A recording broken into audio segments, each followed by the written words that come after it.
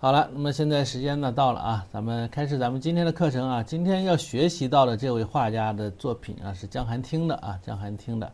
那么大家都认识江寒汀，都比较熟悉啊。那么江寒汀呢，他是一位花鸟大家啊，特别是擅长这种小写意的花鸟，尤其善画这种小鸟啊，小鸟画得非常的好。那么他和其他的几位啊，唐云啊、陆亦菲呀，还有张大壮啊，合称为海派四小花旦啊，四小花旦。他们之间的画风啊，本来有一幅呢是他们4个人合作的，有一幅啊，我这儿有一张比较清楚一点的这个照片啊，就是他们4人合作的，另外还加了一个，还有一位画家，一共5个人啊合作的一幅作品啊，上面好多鸟啊，画了挺复杂的一张画。我想那个是尺寸也比较大啊，不太好带大家画那张。然后呢，就选了这么一张啊。好，那么首先我们看一下咱们这张作品的啊，它的一个构图。那么这个构图啊，它是一种比较长、偏长一些的啊，这种你说的是条幅吧，也不算啊，不算这种4尺条。我是拿着一张4尺啊裁的大概就是45乘以90这么一个比例啊，大致就是这么个比例就可以了。那么这2只鸳鸯啊是在纸的1/3下方1/3处啊，1/3处，所以啊大致把握好这个位置即可啊，把握好位置即可。那么老师这条线是中线啊，是画面的中线，其实中间偏下一点，在这一块啊，在这一块画这个鸳鸯。那么鸳鸯呢，这只公的正好是在中间啊，我们一开始呢就以这只公鸳鸯开始啊，从它入手，它的一个位置也比较好找，所以啊，咱们从它开始啊。今天用纸画了，纸呢就不大平啊，不大平整，比较麻烦。用卡纸呢，它就平整一些，但是卡纸像这么长的呀，往下画的时候我都没法是窝着，没法折它，所以呢。我就用了这个，还是咱们的红星啊，红星。好了，那么我们调好笔墨，首先从脑袋开始。那么像这样的鸳鸯啊，它是典型的这种，特别是那只母鸳鸯啊，用了典型的披笔丝毛啊，有一点这种叫破笔点写的感觉了啊，破笔点写的感觉。不知道大家有没有看过有一些作品啊，比如说是华严的啊，有画的那种，咱们讲啊，落汤鸡啊，他画的那种落汤鸟啊，落汤的八哥，还有好多人呢都临摹过那一张，还有这个陆亦菲也画过啊，包括江寒汀也画过。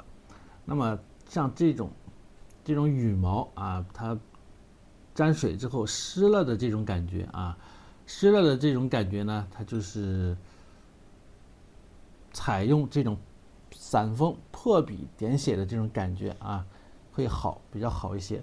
所以呢，披笔丝毛它好几种，它根据毛笔的散成的这种不同的形态啊，它能够达到不同的效果啊，有好几种这种表达方式。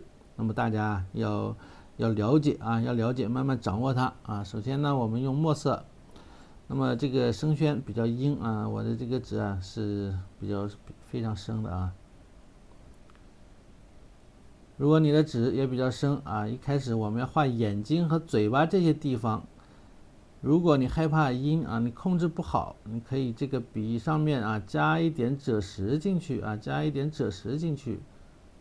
然后啊再把它弄得干一些，拿个纸啊稍稍吸一吸水，那么它是画出来呢比较好一些啊，没那么阴。大致找好位置，那么我就是从下方1/3处啊，大致1/3处，中线偏，这是中线啊，中线偏下一点点的地方啊，我就开始了啊，那么首先呢，从这个嘴巴开始。这2只鸳鸯之前有同学评论啊，有同学评论是不是吵架了啊？有一点这意思啊，像是小两口吵架了的感觉啊。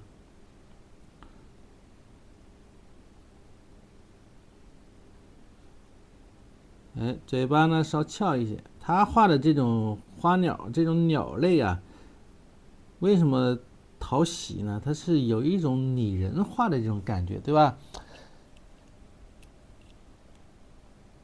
它有一点这种拟人的感觉啊，它带有表情、带有情感的，发现没有？他的眼神啊，包括这个嘴巴微表情，他的特别像之前前些年有一款这个叫做愤怒的小鸟的这种感觉，他的小鸟的眼睛都是首先都是双眼皮儿啊，然后都是有一点眼睛都是有点往上挑的这种感觉啊，所以我画小鸟啊，我也有点这个意思啊。我就是因为学他的这种画花鸟的这个学了时间太长了啊，画了太多，所以深受他的影响画这个小鸟。我小鸟就是学他学的特别的多啊。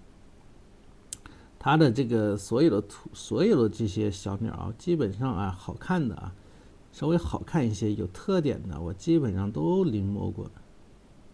10年前我基本上都临摹过。所以我深受他影响。我自己后来在创作的时候，比如在写生的时候啊，画照片的时候，我一画这个眼睛啊，都是受他这种影响啊，喜欢画个双眼皮儿。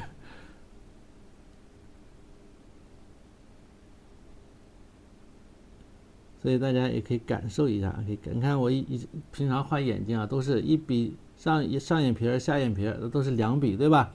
这个就是受他的这种影响，而不是说画的特别圆的。那么有的人呢喜欢画特别圆的，就比较写实一些。像他的呢是带有，你看这样已经有了一种这种表情啊，微表情在里边了。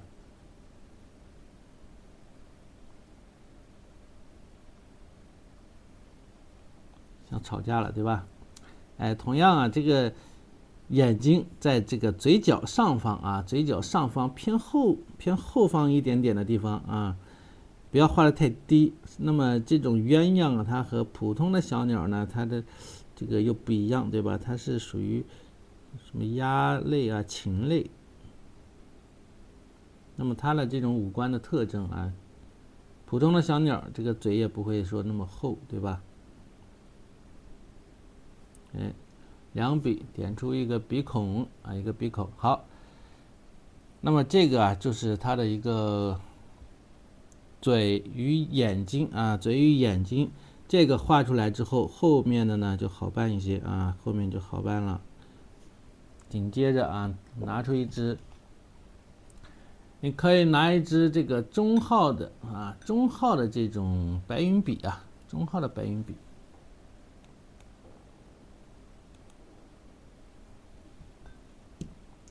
我们调一个墨，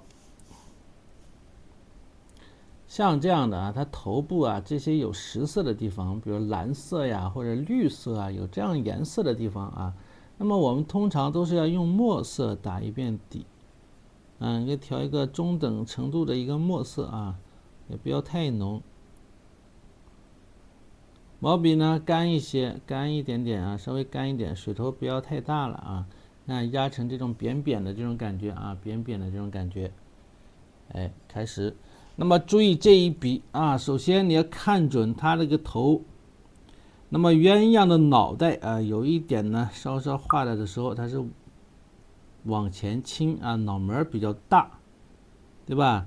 那么这一笔，你看看有点阴啊，我这个稍稍阴了一点，再擦一下。毛笔啊要干一些啊，像这种特别是这种生宣。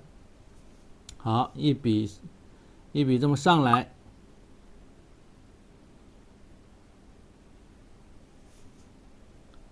再一笔过来，那么这就是中间的这一笔啊，要干脆利落。好，在旁边补一笔，下方啊再补一笔。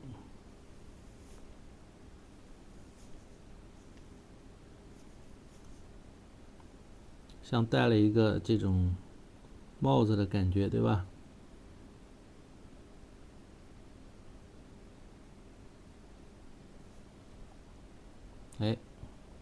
那么这也是批笔，对不对？好，紧接着虚入虚出，用笔要你看压扁之后啊，轻轻的劈笔，轻轻的，哎，收笔的时候也轻一点，抬起来一点。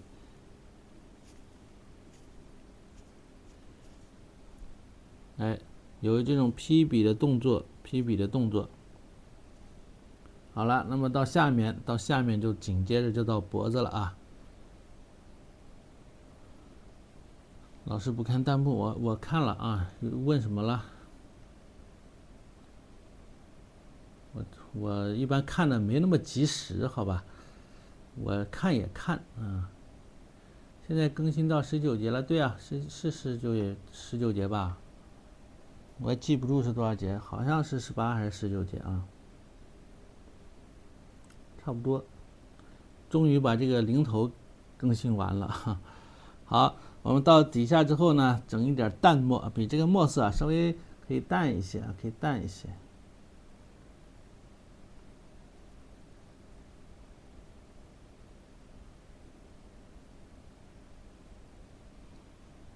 好，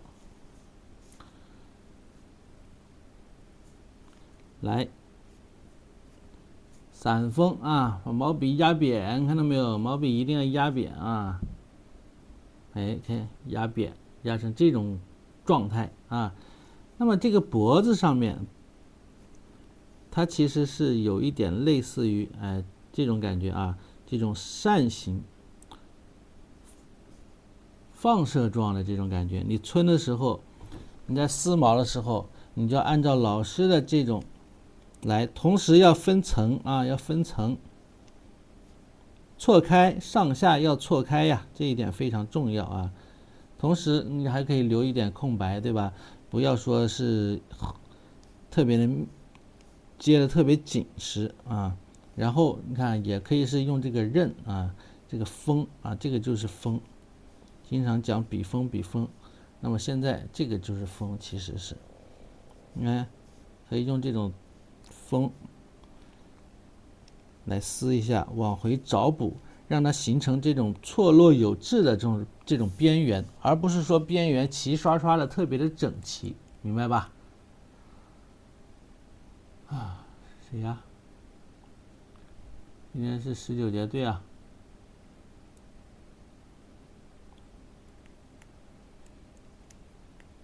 稍微再放大一点啊。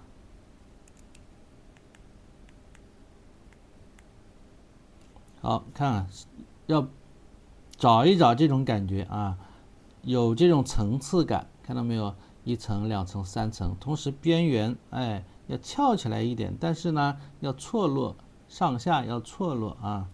它其实有一点像那个塔呀，你比如说黄鹤楼它那种塔，这个塔尖儿啊，一层一层的这种塔尖儿的感觉，屋檐的这种感觉，对吧？有点这个意思啊。好，那么继续啊，你找好这种感觉之后呢，我们就继续，同时这边也是一样的啊，也给它注意一下就可以了。继续，那么它这个脖子稍稍要往这边倾斜一点啊，往左边倾斜一点，因为它整个的身体是这样的一种状态，所以你画的时候啊，要往这边倾斜一点点。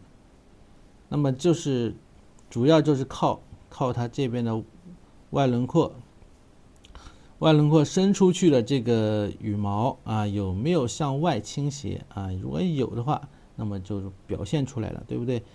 首先轻轻的这样撕出来就可以了。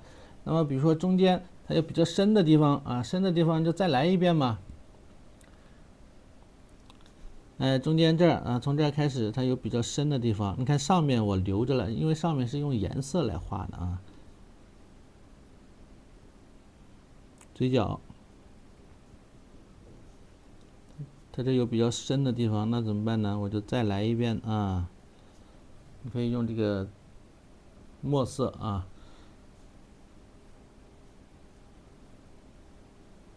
毛笔压下去啊，毛笔压下去，一定要敢于把毛笔压下去。很多同学画画不敢把毛笔压下去啊，都是用笔尖，笔尖的话那就比较麻烦了啊。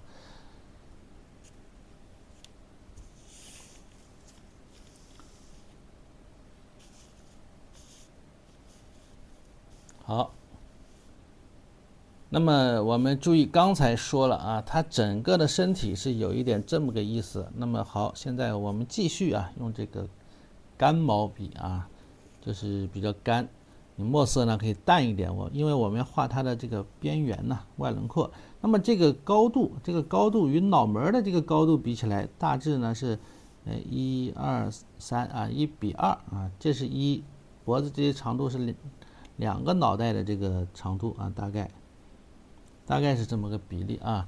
那么放个颜料管啊，你可以作为参考啊，作为参考。那么画多大，千万别画大了啊，特别害怕我这个一放大啊，你们就给画大了。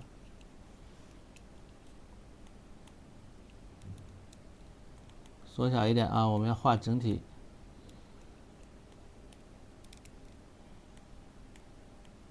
哎呦，老调不好。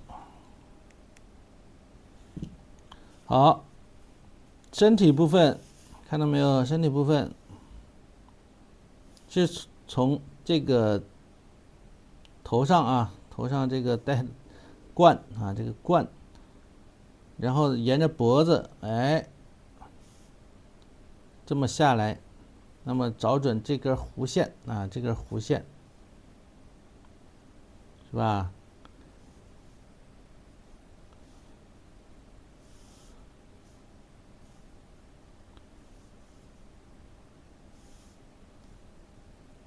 那么整个的这根弧线它就是这样啊，这样的一个感觉。那么到这儿啊也是脖子，然后呢后面就是背部。那么整个啊这一块呢是一个可以把它看成一个矩形，对吧？哎，那么其实如果我用铅笔给大家画一下啊，给大家演示一下，讲的再详细一点啊，我们再讲详细一些。单独给大家讲一下啊，如果没画的同学，你可以先看啊。那么比如说它这个头啊，它现在是这么一种状态啊，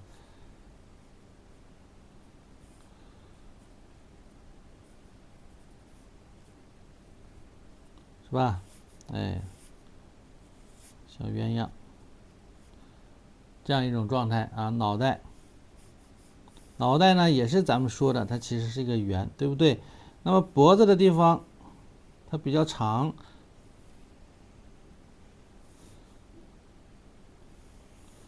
哎，它整个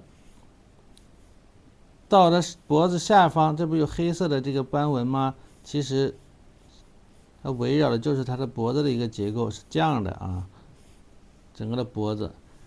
然后从脖子到这儿，哎，肚子，对吧？肚子。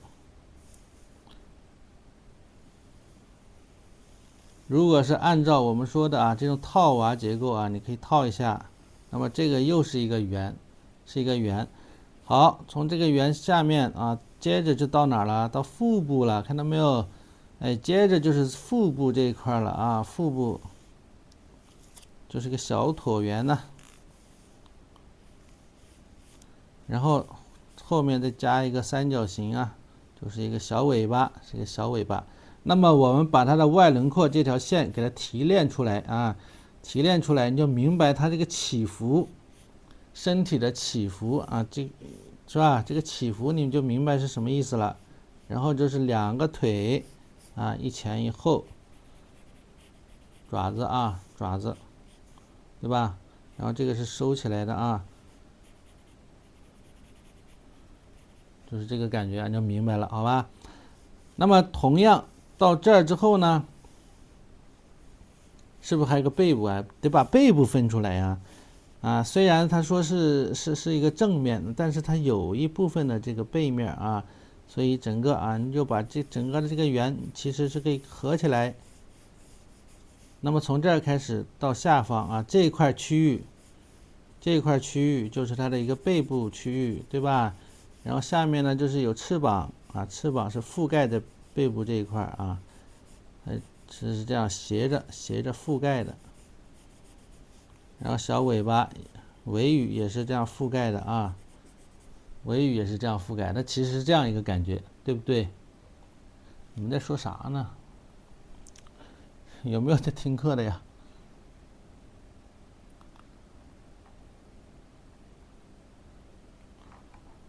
啊。好，我们还是以听课为主啊。那么整个啊，不算它这个小扇子啊，不算它这个小扇子，明白吧？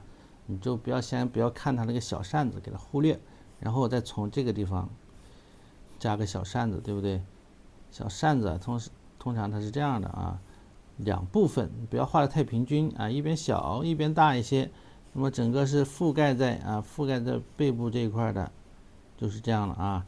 然后呢，这边呢还有它的各种小羽毛啊，各种小羽毛的添加，明白吧？那么整个的一个动态啊，它就是这样一个动态。比如说脖子上的羽毛，它是这样的放射状，哎，像鸡毛掸子一样啊。这个是正宗的，特别像鸡毛掸子，对不对？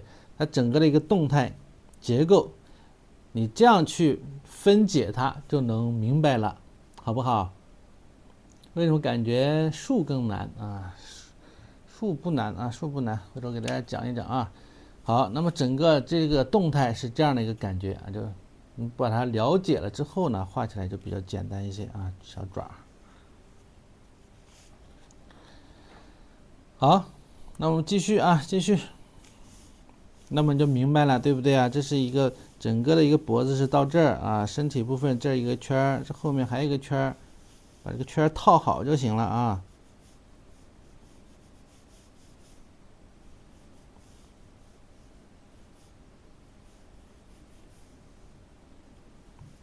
好，那么这个刚才说了啊，它其实肚子后面这个区域呢是一个背部区域，然后到下面来它是这个翅膀的区域，然后到这儿是一个尾巴的区域，对吧？你用几根线啊，大致给它分一下，就分出来了啊，很简单，是吧？不要注意啊，画瘦没啊？别画瘦了。好，分出来之后呢，我们继续开始画。首先都是用墨色啊，都是用墨色。那么背部这一块啊也是蓝色，那么蓝色它同样也是有墨色的啊，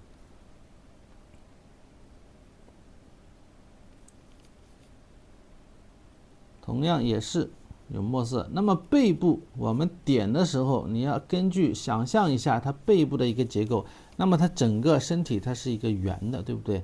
它身体是圆的。那么你看这边的羽毛，你看脖子部分啊，这两边黑色的羽毛啊，它是形成这种圆弧状。那么背部它同样是应该是按照这个圆弧状往后去，所以这边怎么点啊？你要怎么能点的它有这种体积感？你是要围绕着这个圆来点啊，明白吧？围绕这个圆呢来点。那么你这个笔触排列的时候是应该是这样排列的啊，这样排列的。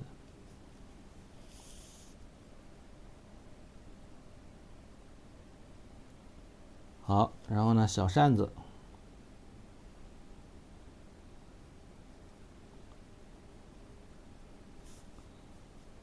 大致画一下啊，大致画一下。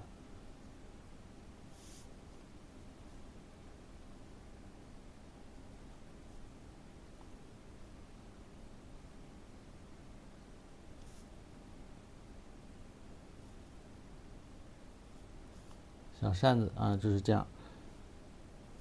好了，那么到后面就是它的一个羽毛啊，它这个飞羽。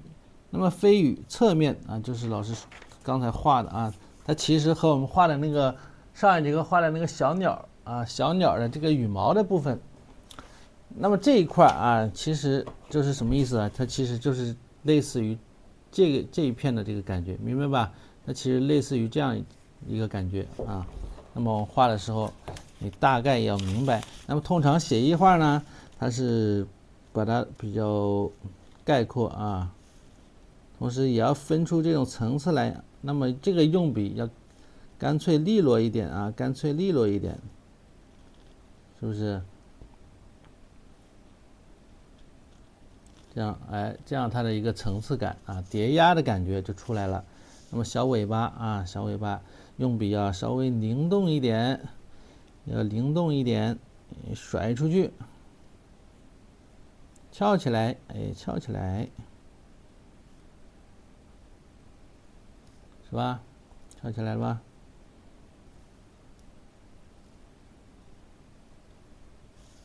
啊，那么这只鸳鸯基本上啊就成了啊，基本上就成了。然后这些地方直接用颜色，爪子啥的，直接用颜色来画就可以了啊，直接用颜色来画就可以了。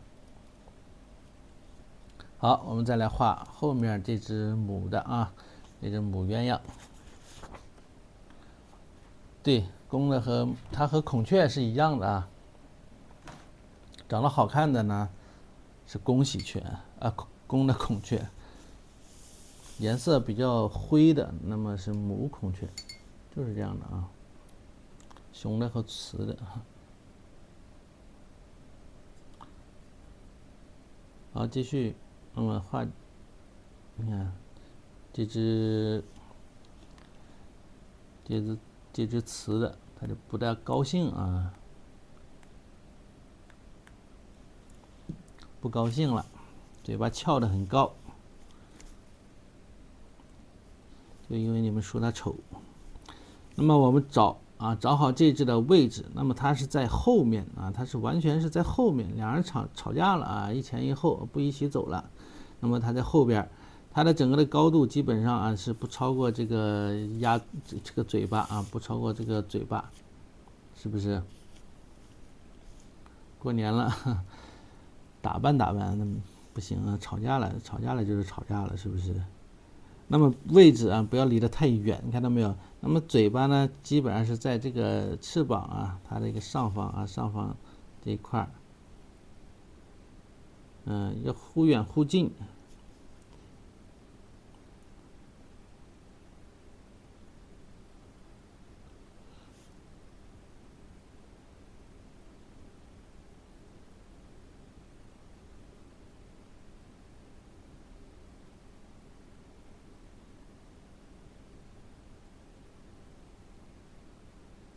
嘴巴呢有一点点凸起的这种感觉啊，有一点凸起的感觉。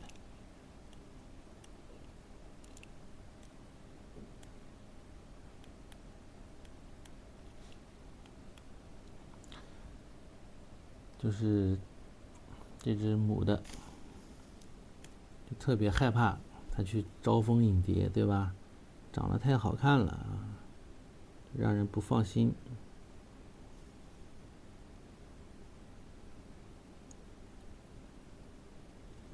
眼睛也是在眼角上方啊，你看看这个眼神啊，这个眼神一定要挑上去。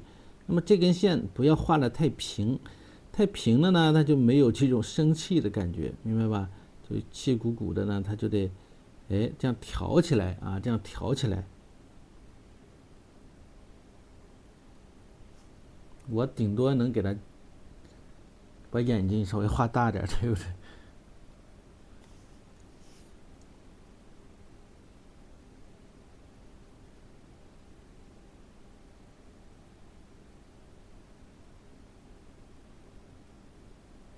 两个眼皮啊，上眼皮下眼皮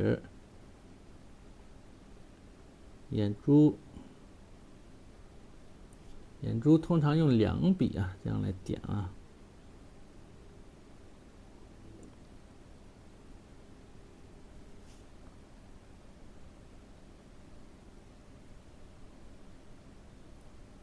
懂什么呀？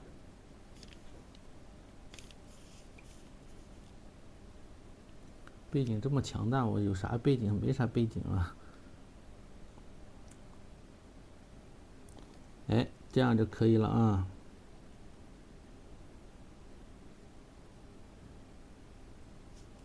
好，那么这只确实它就是一只母的啊。那么颜色呢，该暗淡呢，我们就得暗淡一点。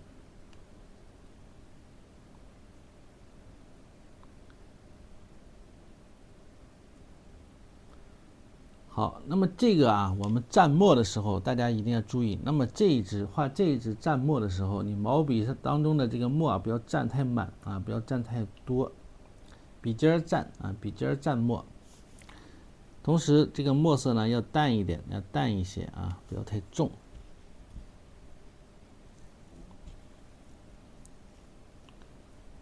水分要稍稍稍微干一些啊，保持一个中等程度啊。好，我们看啊，注意细看这个用笔了啊，这一块呢其实比较关键啊，比较关键。那么像前端的啊，前端的这个点法，我们可以横向的啊，因为羽毛这个比较短，哎，可以横向的。同时，你看看这样用笔有一个什么好处呢？它往旁边阴的时候，哎，有这种不齐的这种感觉，是不是能表现出这种毛发的这种感觉了，对吧？上面要留点这个白啊，这眼睛旁边留点这个白。好了，到这儿开始呢，你可以啊，可以用笔尖儿啊，笔尖儿这样点，不去撕毛啊，不去批笔撕毛，而是采用这种点法，看到没有？压下去，毛笔压下去，哎，让它排列出来，是吧？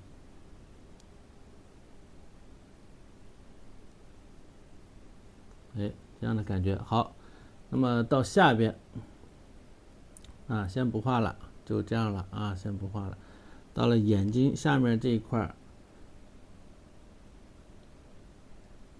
也是采用啊，把毛笔呢压扁一点啊，压扁一点，压扁一点啊，点它。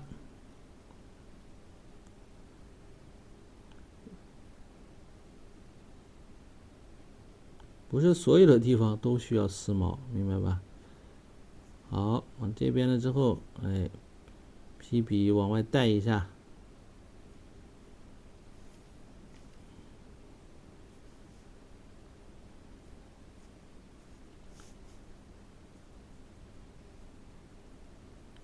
稍微注意点层次感。好，到边缘了啊，边缘的呢，我们就可以随意一些啊，随意一些。那么稍稍给它加几笔。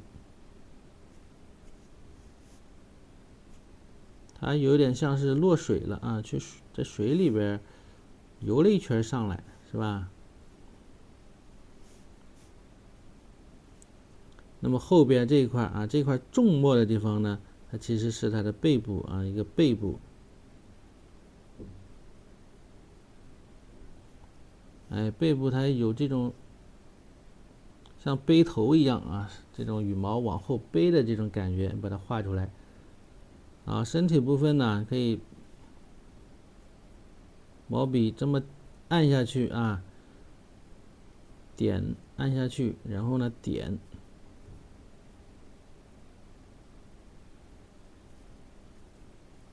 注意这种笔触与笔触之间，它要有间隙啊，要有间隔。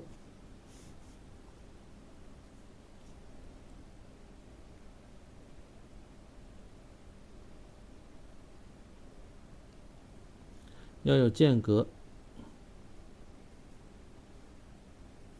这比较湿的它就比较好点啊，比较湿的话它就比较好点一些。你也可以把毛笔搅一搅啊，在碟子里把毛笔搅一搅，让它拧巴一点，你看，拧巴一点，那么再画的时候它会自然一些啊，这不是特别的刻意了。这就是我们讲的破笔点写啊，它的这个感觉就会好一些。我怎么感觉是不是有点稍稍小了一点点呢？往下来，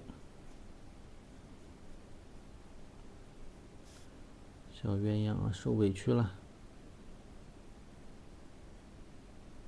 干了之后，再可以用稍微重一点的墨啊，继续再点一遍，把重的地方啊再点一遍啊。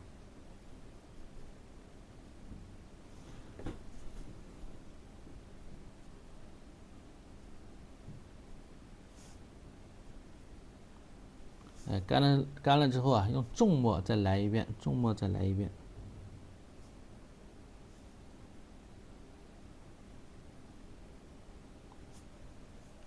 是吧？一前一后，一大一小啊，有这个感觉了。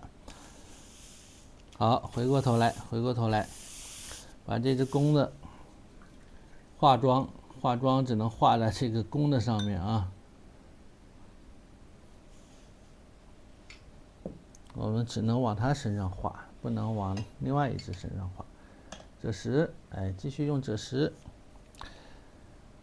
赭石里边可以调一点珠标啊，它其实是中间呢偏赭石，边上呢偏珠标的这么个颜色，所以旁边呢可以用珠标色啊，珠标是吧？它就偏黄一些。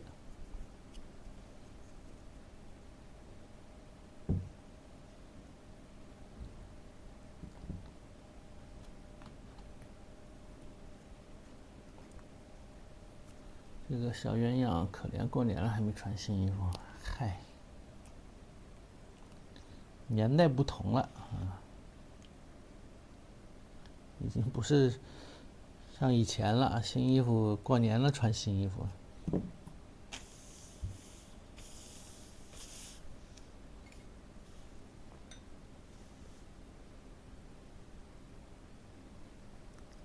来调这个珠标啊，我们先调珠标。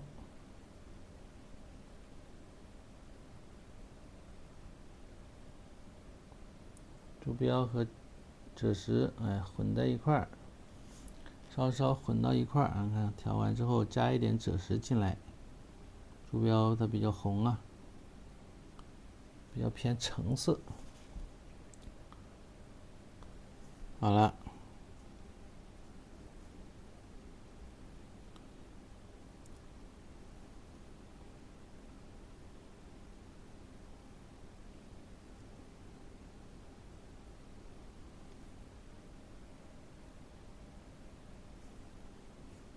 还是用这种散锋的感觉啊，用散锋的感觉。到边缘你别乱啊，边缘别乱啊，边缘尽量呢这个用笔啊还是按照之前呢这个墨色部分啊，墨色部分一定要把这些空白给它留住，好吧？如果一乱了之后，你如果一多了之后，这些空白它就堵住了，堵住了之后呢，它就没有层次了。你看尽量啊，还是保持住啊这些原有的空白。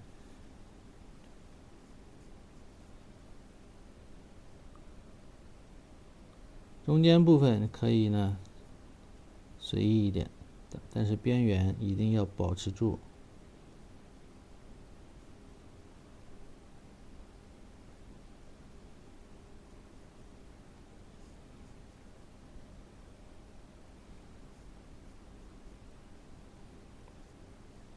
毛笔压扁啊。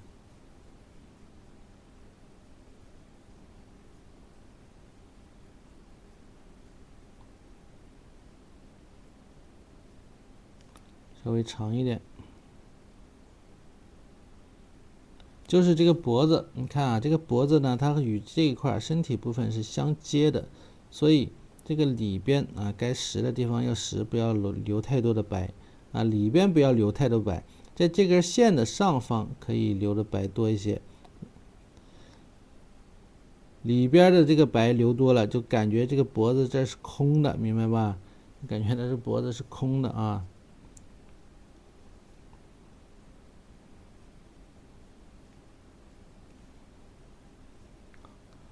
好，中间部分可以用赭石，笔尖蘸赭石。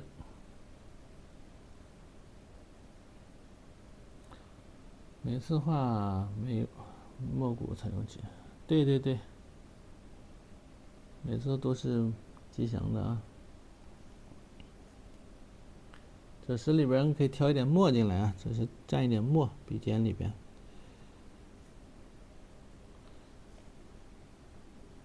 没太干啊，现在呢没太干，你可以趁湿，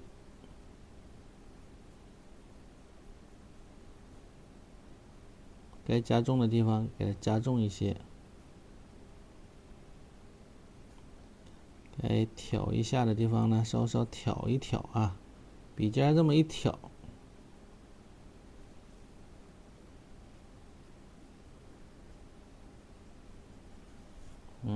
这么一挑就可以了。那么它下面其实是有一点偏什么？偏这个紫色啊，就是胭脂色啊。那么鸳鸯啊，它的这个颜色特别丰富啊。鸳鸯的颜色啊特别丰富，特别丰富。嘴巴呢是用这个嘴巴要用朱砂啊，嘴巴用朱砂。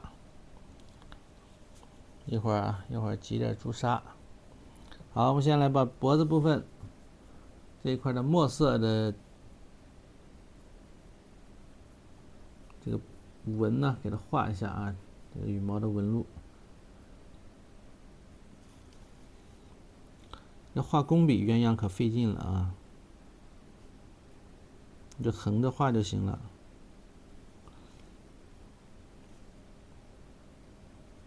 它这个里边的这个纹路特别的，有的还有一种小波浪啊，波浪的这种状态。哎，这个就有一点藏在里边的感觉啊。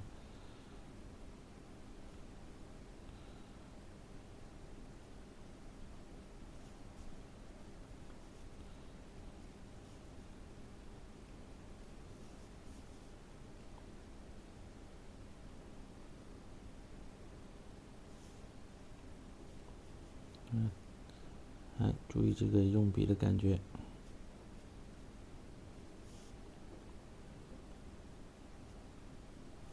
哎，到这虚一点啊，虚一点。那么用这个墨色啊，我用这个墨色呢，你看干没干啊？没太干，轻一点。稍微我趁湿的时候，哎，再给它披一笔丝毛啊，来几笔，别来多了。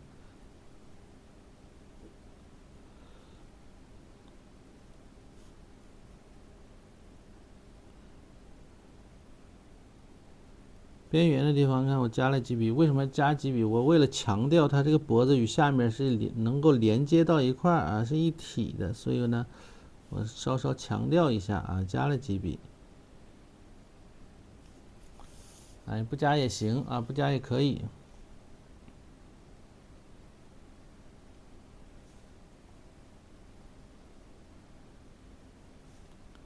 这边小羽毛，小羽毛的这个层次，你看，一笔、两笔、三笔，往上一带啊，一挑。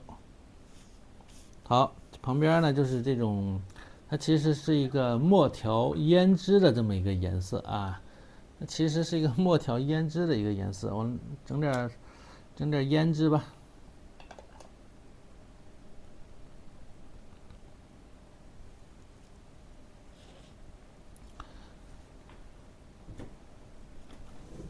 整点胭脂。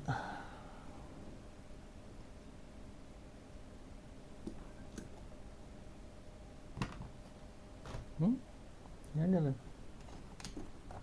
在这儿。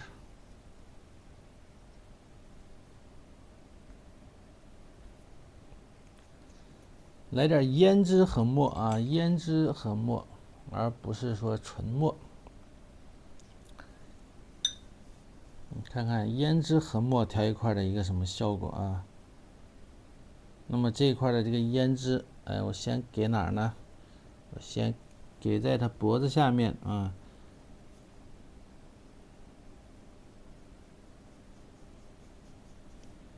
看到没有？我先给在脖子下面这一块，这一块它是一个胭脂的感觉啊。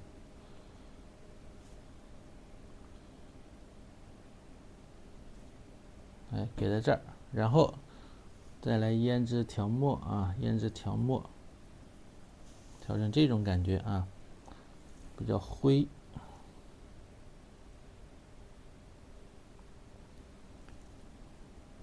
水头大一点啊，水头大一点。有时候这个颜料啊，它和那个什么和那个墨啊，素墨有时候一样，素墨有时候比较好用，颜料啊有时候也是啊。你给它放的干一些啊，都是挤在上面，好多有的画写意它不洗盘子不洗碟啊，那么这个颜料啊，它用的时候呢，它就有一种脱胶的感觉啊。脱胶的感觉是什么感觉？就是一笔下去，水是水，色是色，明白吧？它那个痕迹特别清晰。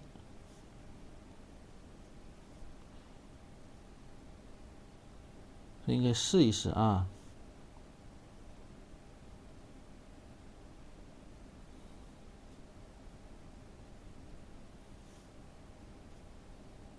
有画写意的连水都不换，就这个水啊，接一盆水都能只要它没干，它就能一直用，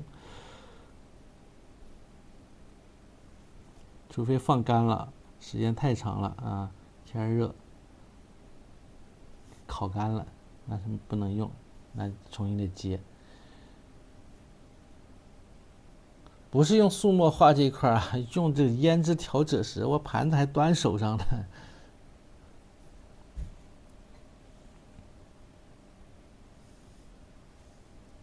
啊，这么一个味道啊。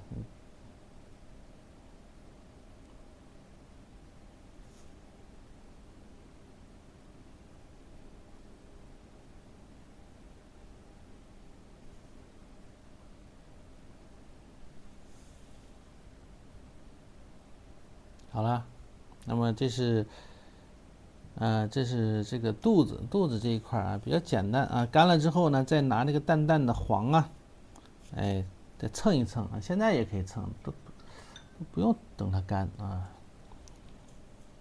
画写意嘛，哎，我这正好这个点儿洗漏了，没洗，上面有黄，蹭一点。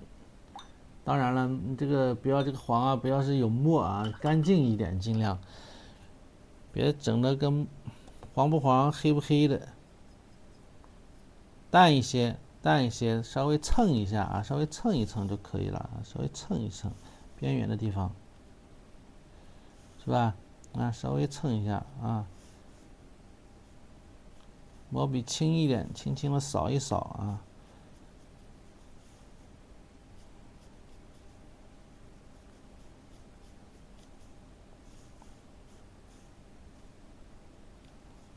哎，腹部的这个感觉啊，稍稍蹭两笔是吧？蹭两笔不碍事儿。好，现在我们来把这个小扇子啊，你可以给它画出来。那么小扇子啊，就是可以用到这个鹅黄啊，加一点珠标，挤一点鹅黄，加一点珠标。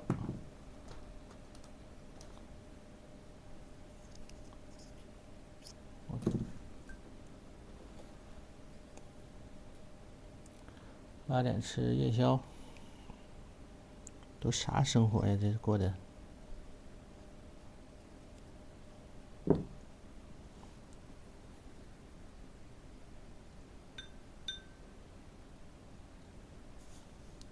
这是刚开始，开始了1小时了啊，马上。你看挤点这个黄啊，里边呢再加点珠标，哎，调和一下，调成一种橙色。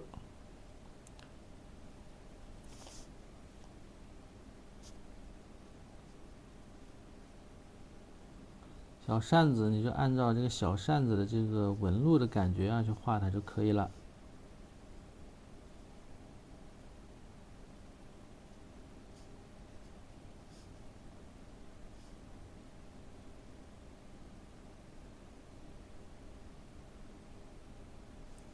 是吧？小扇子，颜色漂亮。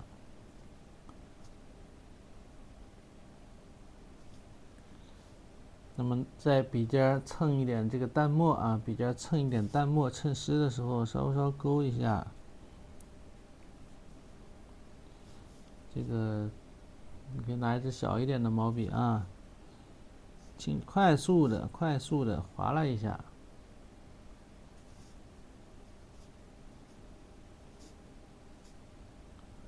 就更有小扇子的感觉，是不是啊？更有小扇子的感觉吧？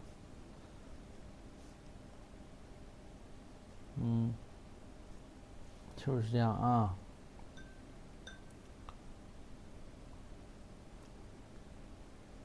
这个是不是比较简单啊？今天这一幅作品呢是比较简单了啊，就是给大家放松娱乐一下了，不然给你们虐得太惨，我也不大好意思啊。有个同学说被虐得太惨了。再来点这个蓝吧。这个蓝蓝呢可以用叫什么头青啊，用头青。要没有头青，用什么群青啊、钛青蓝啊？我看看哪个颜色比较接近啊？我这个颜料好像没有头青啊，没有头青。哟，怎么拿了个白呢？我看看钛青蓝，钛青蓝吧，就钛青蓝就它了，不需要用太好的啊。上节课的作业我画一半了，想放弃。哎呦，别呀，你接着画完啊。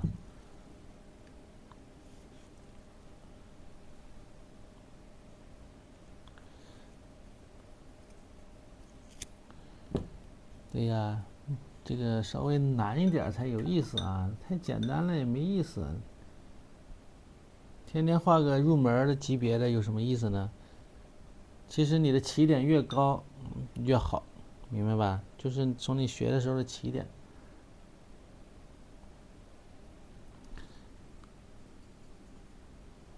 啊，我们学那会儿是什么梅兰竹菊，画一画，画1、2个月，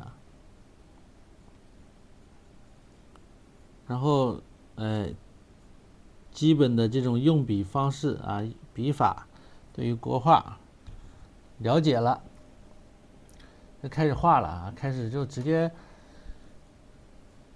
就开始开始临摹古画了啊，各种古画。那么我再调一点三清进去啊，这个有点太深了，调一点三清，没有太多的，还非得循序渐进，没有啊，没有那个时间啊。像大学才几年呢，得学多少东西啊？不可能是像循序渐进的这么来啊。我调了一点钛青蓝和三清调在一块儿，调出它这个感觉来。就拖着往前走，明白吧？有时候就得外力给你拖着往前走，靠自己有时候懒呢，自己走不动。就像我这个开这个课一样，你要靠我自己，哎，准备好了我再开啊，等我全部构思好了再来，完了那明年都不一定能开。啊，就是有时候就哎呀算了，一想啊，就是一鼓作气吧，然后加上同学们这个监督。开吧，但是只要一开了，上了一节了，你就根本就停不下来了，由不得你了，对不对？我想停，你们还不答应，对不对？就是这样，有时候就是一种外力，必须得需要外力的鞭策，更直接有效，更直接有效。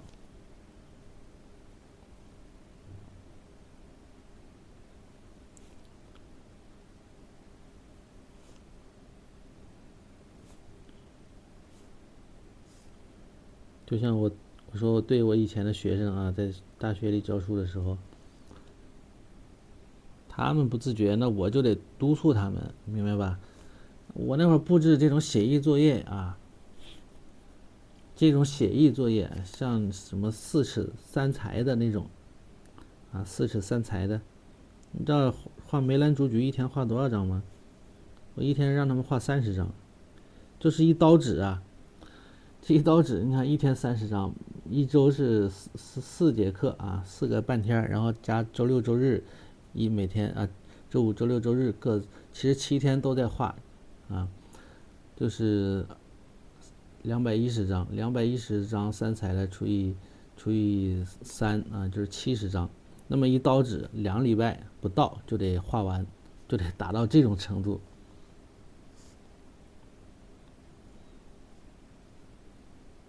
就最后就没有不会画的啊。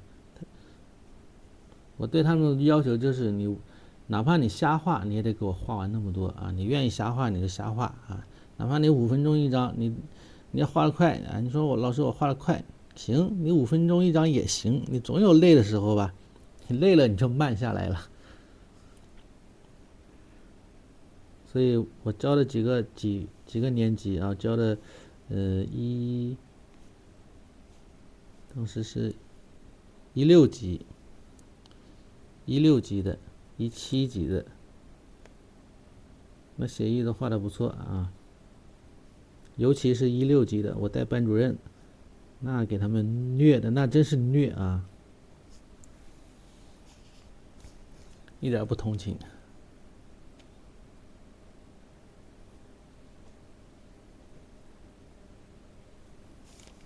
每回我交作业，我办公室堆一堆，堆在桌子上满当当的，堆不下，堆在别的老师桌上，最后就得。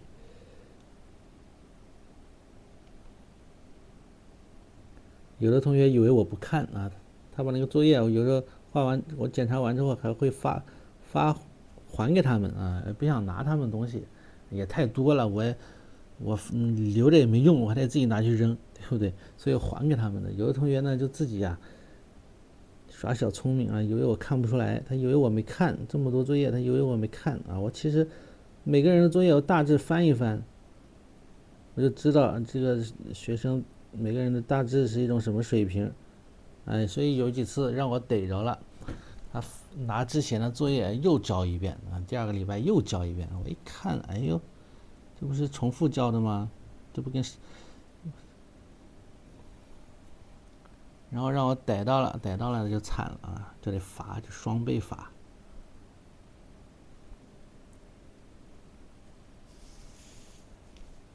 当然了，你们我不可能罚你们啊，对不对？你们他们是要有些人呢，他是学这个，对吧？有些呢，他以后可能就得靠这个吃饭，对不对？必须得给他们调教好了。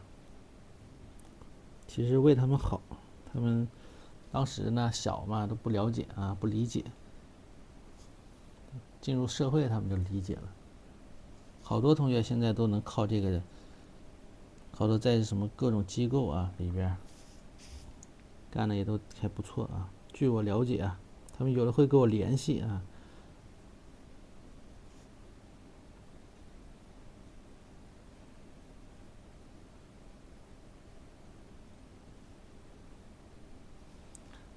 小尾巴啊，你看这个墨色，其实呢，像这种实色，比如说石青，石绿这样的颜色，底下的墨色越重，它越透亮啊；底下的墨色啊，它越深，它其实画出来越透亮。那么这一只，你看看多漂亮啊，有点过分了，漂亮的啊。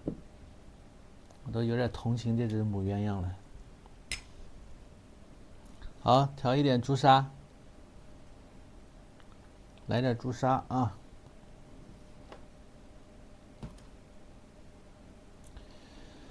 朱砂呢，我又找不着了。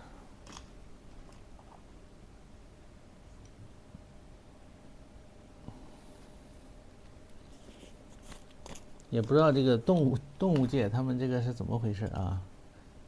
说是刘天琪，你看看，这就是我之前教过的一位学生啊，刘天琪，15级的，就是我刚上班那年教的，带的第1届大学生，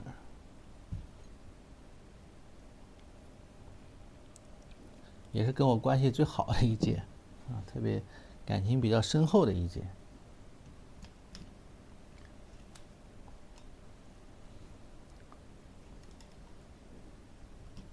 再来把这个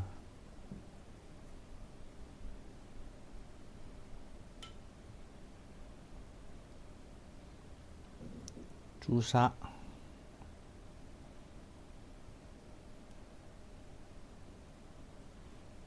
嘴巴给它画上啊。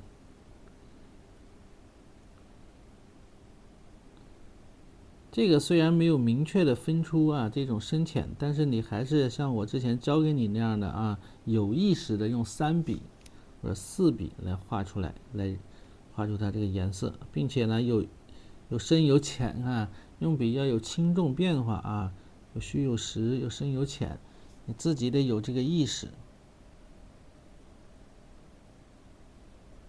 对，你们和我感情也深厚啊。是清干了之后水很有颗粒感是什么原因？是因为它是实色啊，实色呢它就是颗粒会比较大一些，明白吧？它是用这种矿石磨成的，磨完了又筛啊。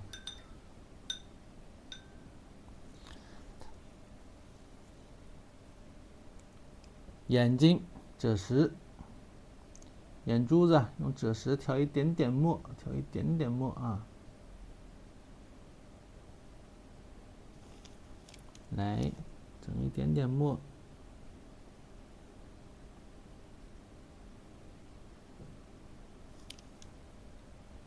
哎，小眼神，哎呀，漂亮了啊，漂亮了。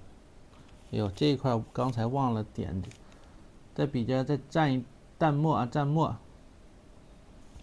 它这个上面这些啊，特别复杂，它其实这个纹呢，有的像小波浪啊，有的就是像刷子一样刷出来的那种感觉。沿着之前画的这个结构啊，沿着这个结构稍微交错着啊，交错着来画一画它的这个纹路。我不知道大家有没有近距离的观察过鸳鸯啊？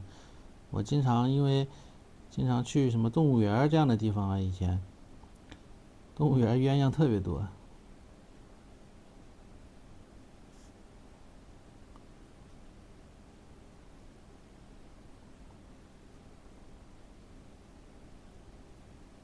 还有一个同学喜欢观鸟啊，喜欢观鸟，认识的一位画画的同学。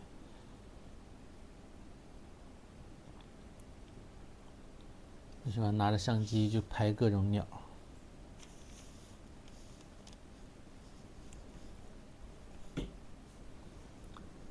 那么这个小鸳鸯啊，这只小鸳鸯，你可以拿这个现在我们再调一点点啊，稍微重一点的墨色，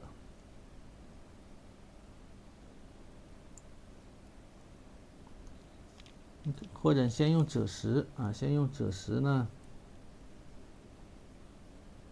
把它身上的颜色给它照出来也行，或者直接用稍微重一点的墨色啊，加的地方呢再加一加，毛笔要散开啊，散锋一点。有羊毫呢用羊毫，没有羊毫呢用尖毫，一定要散开啊，散不开呢它就特别的钝，不自然。你看这散的太狠了，散的稍稍有点狠，但是你画的时候你稍微注意一下啊。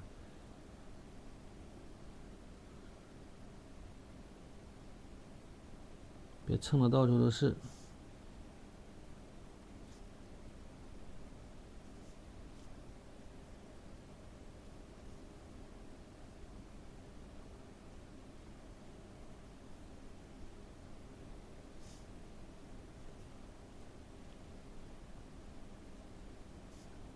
毛笔该摁下去呢就摁下去，不要害怕。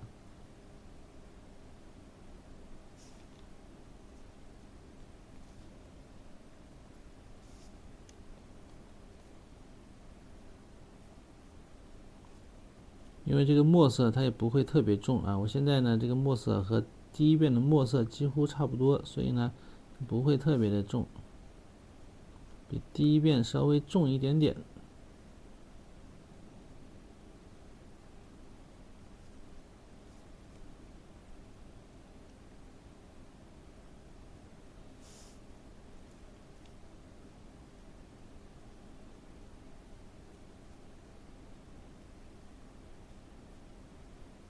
干了之后啊，它就会层次感呢就会好一些。那么最重的地方就是这一块啊，最重的地方就是这一块，对吧？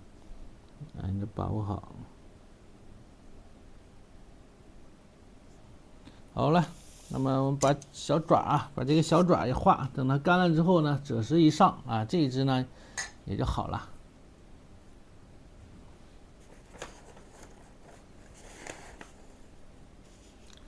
喜欢画墨谷，就是因为我才喜欢画的墨谷啊！谢谢啊，谢谢刘天琪同学。最近干嘛呢？现在好长时间没联系啊。看你们班同学好多在那个哪儿，在上海是吧？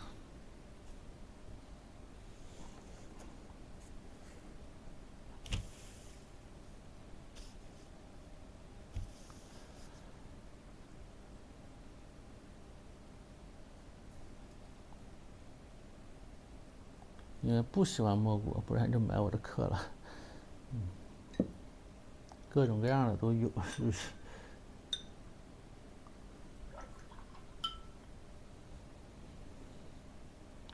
那么这个是个小扇子的这个颜色啊，小爪子呢，它就是小扇子的这个颜色，就是咱们的这个鹅黄，你可以调一点朱标啊，或者调一点朱砂，差不多就是这个颜色，大概齐就行了啊，不一定非得特别的接近啊。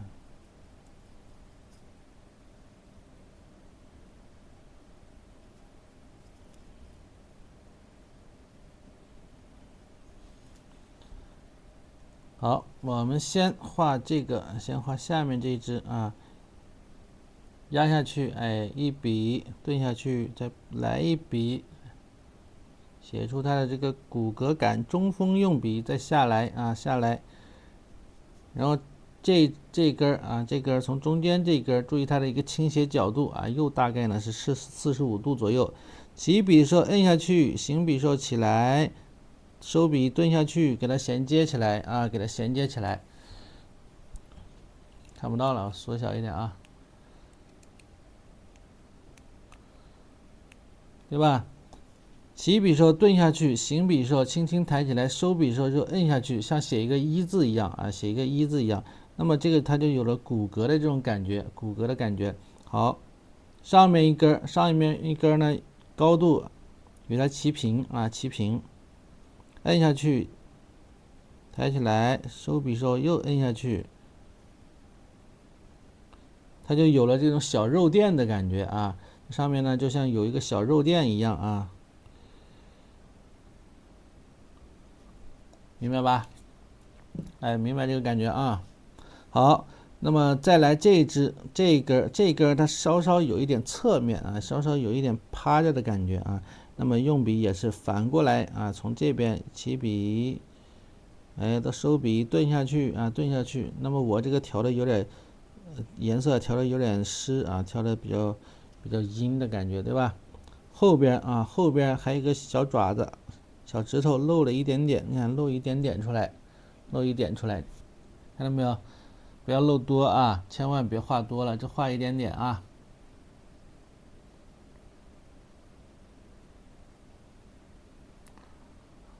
你们都在杭州啊，你不要这么说啊，那个刘天琪整的像托一样，还获奖了，获什么奖了呀？我知道那个谁，葛傲宇毕业创作拿了个全国拿了个奖。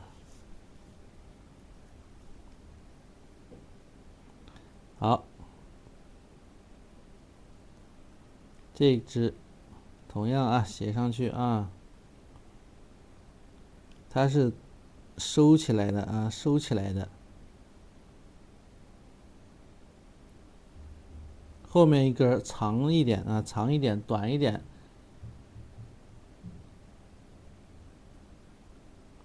下面这根，旁边这根啊，又细一些。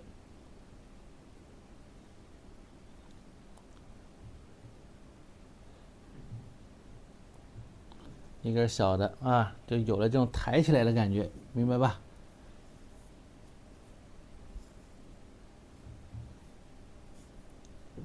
算1分啊，辽宁省的双年展呢，那可以啊，那相当不错了啊。省展能获奖就不错了。葛傲宇他那次运气好啊，他参加了，就我另外一个教的一个学生啊，他毕业创作参加了全国的这个展览啊，美术展览，也是中国美协举办的，获奖了，一下拿了3分，相当厉害了。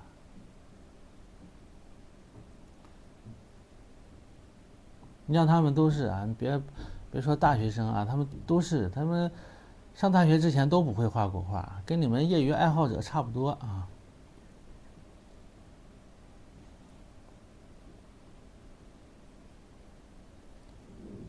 被虐了几年之后，你看看都成专业的了。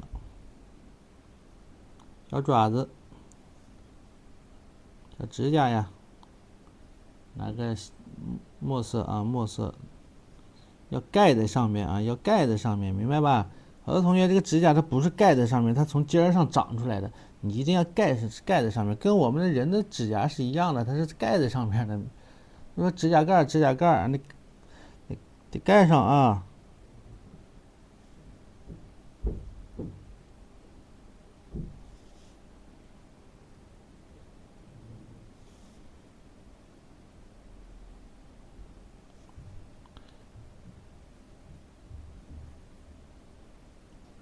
攒12分，行啊，挺好啊。有目标就行啊，有目标就行。好，趁没干啊，趁没干，换这个笔尖蘸墨，淡一点的墨，趁没干。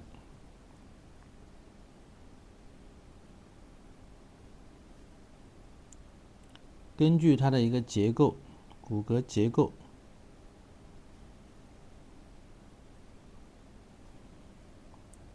根据骨骼结构来点。那么，根据骨骼的这种结构来点，它就有长有短，你看到没有？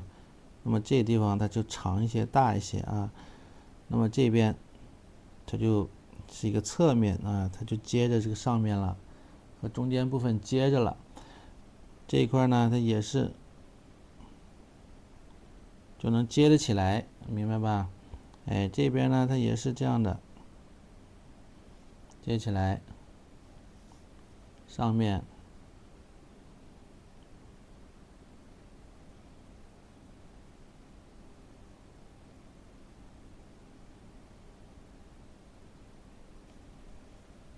哎，完美啊，完美。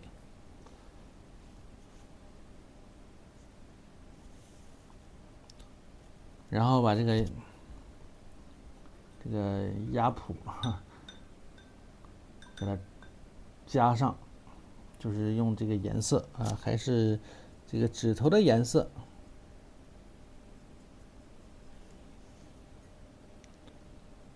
还是用这个指头的颜色。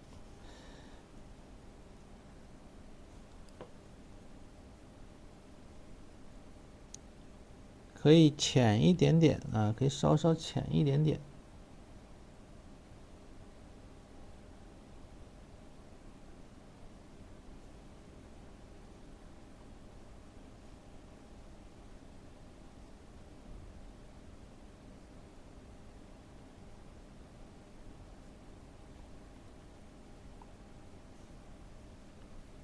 哎，烧干一会儿啊，烧干一会儿之后呢，用这个小墨线，淡淡的墨线啊，淡淡的墨线，不要勾得太实，有轻有重，你看有轻有重，把这种网状的感觉。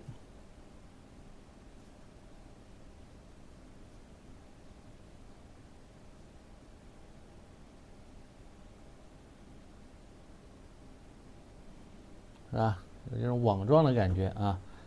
那么这个爪子呢就完成啊，爪子就完成。那么这个小母鸳鸯啊，母鸳鸯呢，我们就调一点淡淡的赭石了，就不能够浓妆艳抹了啊，朴素一点。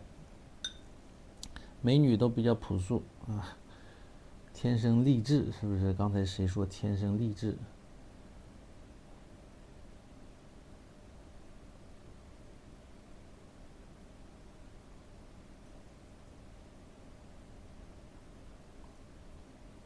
整个淡淡的赭石啊。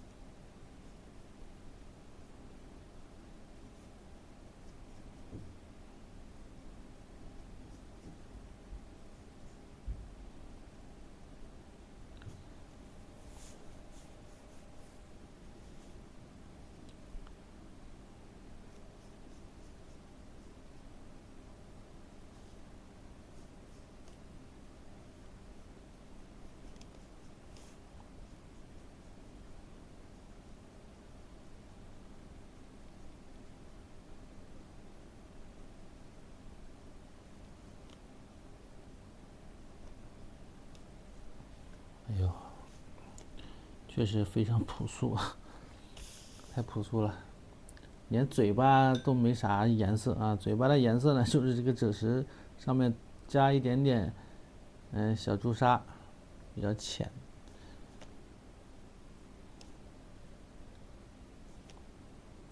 别怪人不高兴，对吧？不高兴是有道理的吗？你不能无缘无故不高兴啊！你们都这么好看，稍稍我再用这个红色给它加一点吧，怪可怜的啊，像个小鹌鹑了。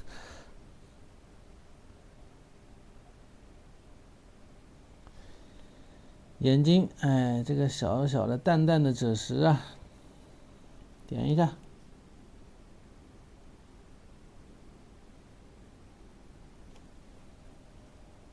是不是不大高兴的样子啊？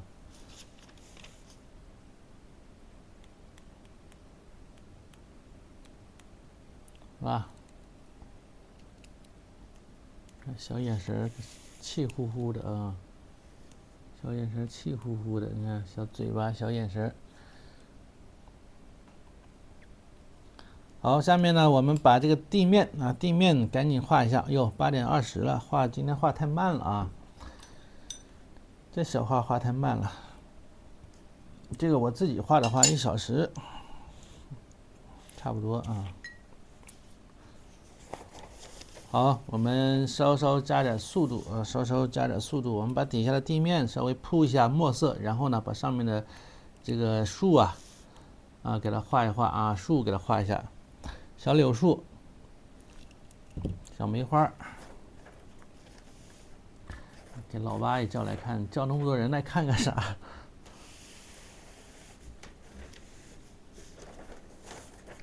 他们好像都关注了我的抖音啊！从我刚开始开这个抖音的时候，他们好像就关注了。我那会儿不给大家看的我画的那个长卷嘛，画的什么大连天门山的庄河天门山的那个长卷啊，就是带他们班出去写生，去那边待了1个月啊，画的。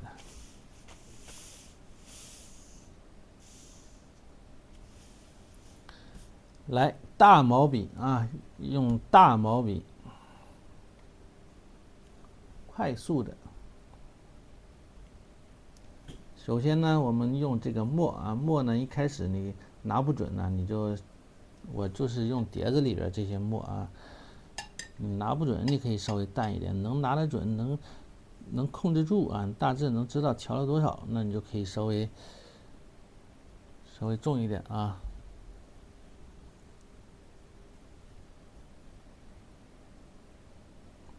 你看，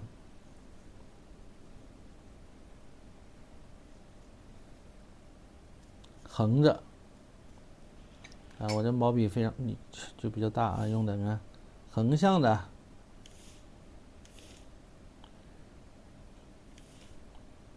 不要太湿啊，往上呢，你看看水头呢就颜色越来越浅，毛笔里边沾点水啊，它就过渡一下，让它明白吧？过渡一下，哎，快一点，刷过去。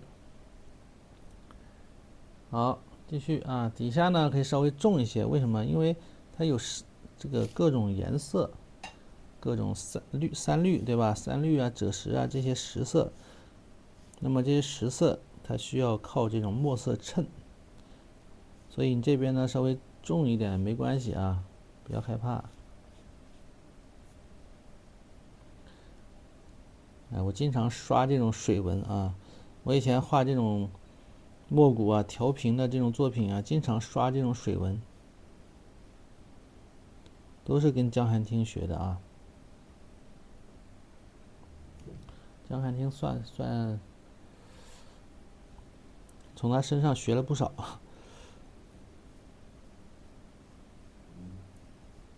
小心一点，小心一点。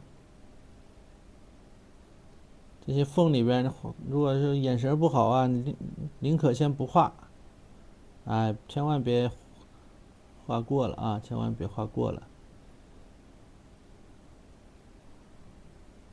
啊，千万别画过了，好吧？上面颜色墨色淡一点啊，淡一点，这种叫一江两岸的这种画法，对吧？那么就是山水画当中的一种表达意境啊，表达画面意境的一种手法，称为一江两岸。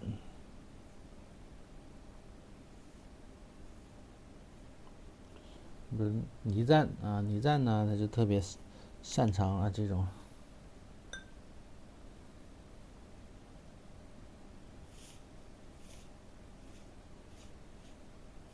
哎，底下随意一点，随意一点，不要害怕啊。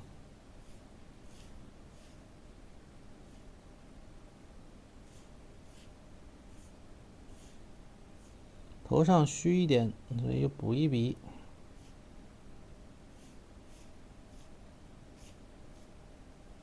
可以了，好了，可以了啊，可以了。等干了之后，把这个颜色啊，给它加上即可。来看看啊，还原度高不高？还原度啊，85%以上，是不是啊？85%以上啊。那么这个树，哎，这个树呢，基本上是从这个中线的地方往上去的。那么其实啊，它这个尺寸呢，比我说的这个尺寸呢，还要长一些啊。我就没弄太长，这个已经很大了，对不对？这个就已经很大了，所以呢，我就没整的特别长啊。我还歪了啊，调整一下。长一点，它能看到这个柳枝的这种梢啊，柳梢，就有这种清风拂柳啊，这种感觉。柳树是比较难画啊，柳树很难画，这种姿态特别美，轻柔。喝口水，哎，刚刚8点钟没人提醒我喝水吗？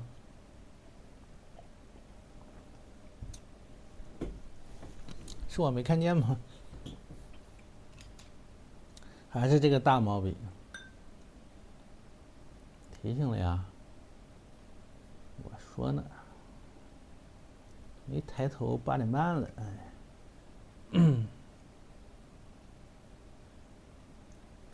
对不起啊，冤枉你们了。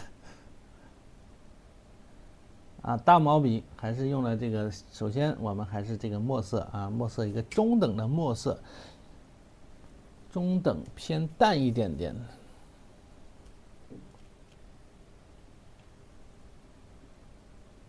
倒一点墨汁，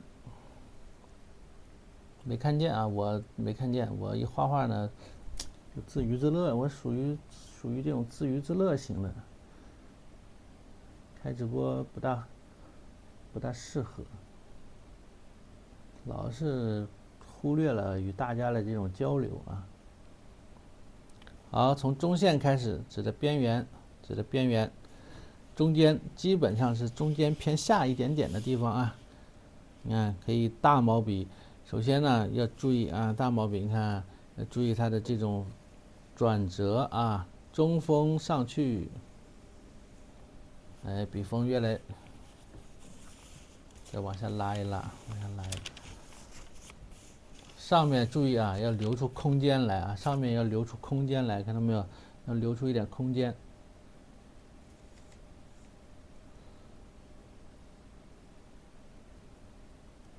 哎，留出空间。出枝，小枝子、细枝啊，基本上用这种中锋就可以了。小枝，基本上用这种中锋。好，到侧面啊，你看它的这种出枝啊，你研究一下。我老说你要记住兰花的这种3笔式构图。那么3笔式构图它确实存在啊，不是老师瞎说的啊，不是老师说自己编的啊。其实呢，我一开始，我就研究过，我就发现，哎，这个3笔式构图它确实存在啊，不是老师瞎说的啊，不是老师说自己编的啊。其实呢，我一开始，我就研究过，我就发现，哎，这个3笔式构图它确实存在啊，不是老师瞎说的啊，不是老师说自己编的啊。你看他这个汁教的啊，特别不科学，对吧？特别不好看，但是他后期他改的好啊，他改的好啊。那么这种3笔式构图，确实它是真实有的啊，真实有的。我一开始是我自己总结出了这么一套，因为我不说嘛，有一阵呢，我就像是在学习创作期间啊，学习如何创作期间，我就老观察这个树啊，各种树，观察它的这个枝干的一些生长规律啊。那个期间，我总结出来的，一开始我自己总结出来的，后来我才知道啊，其实别人早都已经总结出来了。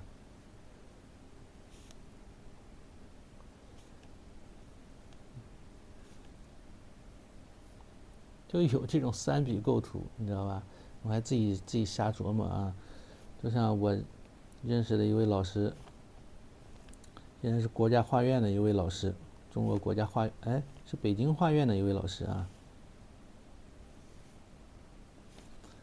他说他小时候啊，他是特别穷，家里边也比较穷，他没有，根本就他学画画完全就自学啊。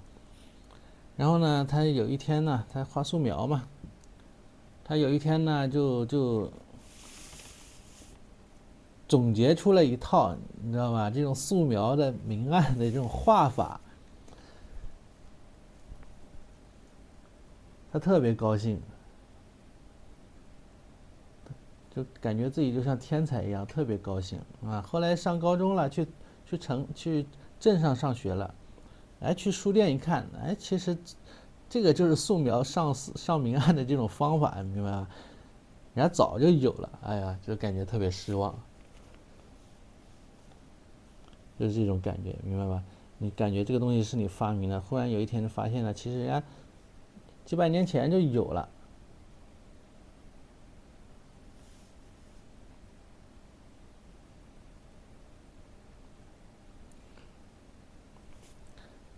我认识这位老师啊，就他有一次听他讲座啊，他给讲的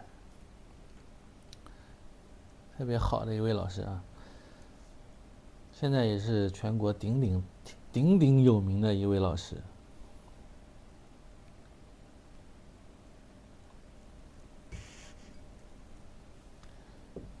一幅画拍卖都上千万呢。好，那么这个枝干啊，我们就这样处理。先是这种大笔触，比较整的这种处理啊，比较整的，不要太琐碎啊，一笔皴太多，咱们没必要啊，咱们没必要。现在我们再来增加呢它的一些小枝子，你可以用一个小一点的毛笔啊，这个时候你可以用一个小一点的毛笔就可以了。如果你有长锋的羊毫啊，最好可以用长锋羊毫，长锋羊毫特别好用啊。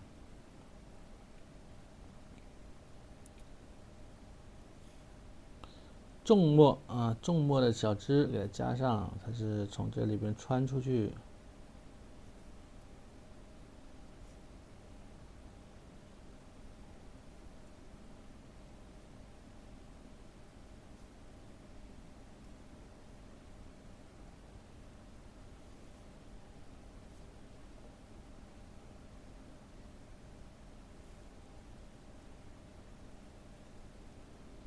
中锋用笔，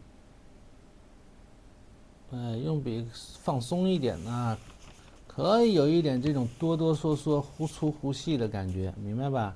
可以有一点。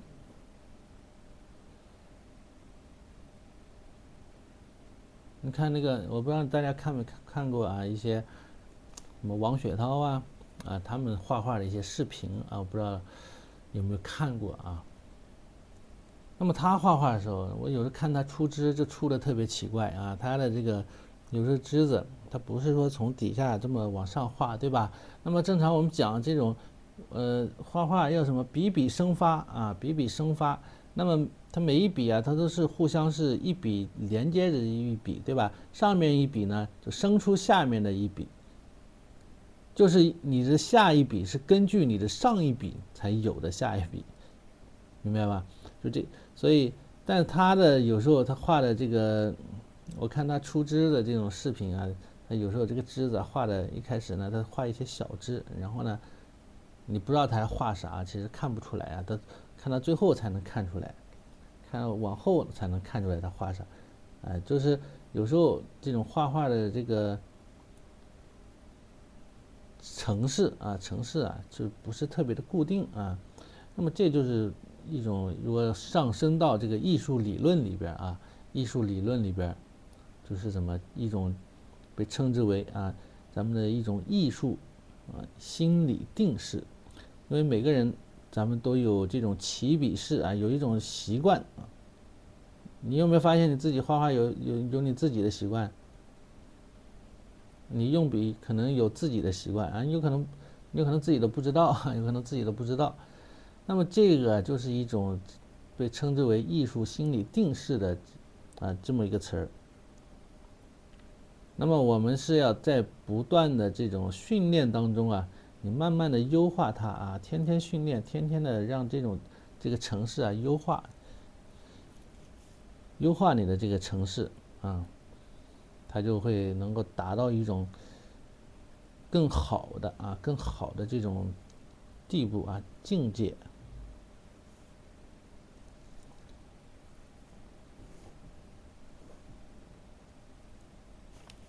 希望我早点成名了。我也想咋能不想呢？你看我这个长度不够了，人家长度上面起码还有10公分咱们我这个长度不够了，短点吧。先把这个姿态先都给它画出来，对吧？画出来。那么有平行的，它必然有交叉的，就像我刚才说，这像不像一个凤眼呢？对吧？一个凤眼，那么这儿破一笔，对不对？这边再破一笔因为什么呢？因为上面把这个挡住，上面这块又交叉了，是不是？所以这里再破一笔。那么在这儿看这里两根交叉了，所以这里需要一笔。那么上面这里需要一笔，这就是出在这儿的一个原因，它这加一笔的一个原因，明白吧？所以好多这就是画理这个就是画理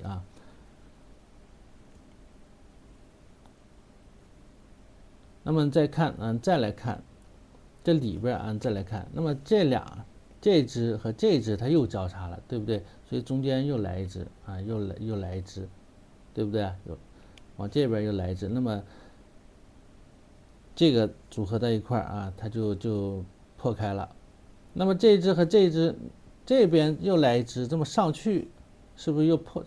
这3笔又形成了这种3笔的这种3笔式的这种关系，明白吧？所以它有的时候是共用某一根线条，有的时候是共用这根线条。比如说这边的这个凤眼，是吧？它通过出这只破它，那么这2笔它又共用在这一块又是共用了这2笔，然后再出一只这么破它这个里边就是你自己要去分析，要去找这种关系，明白不？有时候我们这种构图呢，就是你把这个3笔式构图，你要能够运用的很好运用的非常活泛，那么它是可以画出相当复杂的这个画面来不要小看这个不要小看，它可以画的很复杂。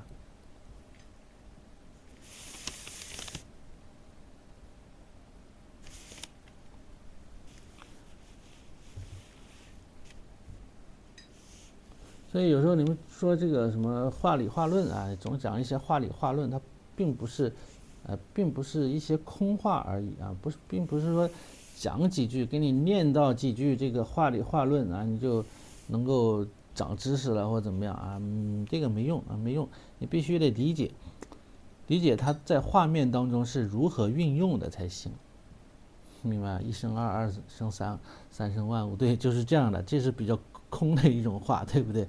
但是你要如何在画面当中给它运用起来才行。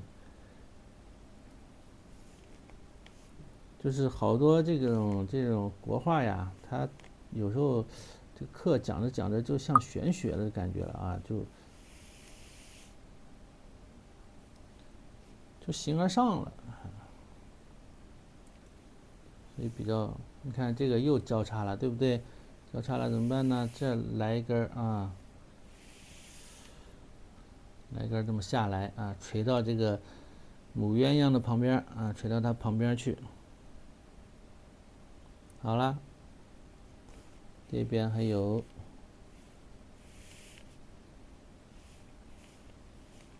这边也有啊。那你看啊，这一只，你看这一只，啊，1笔2笔油再加1笔，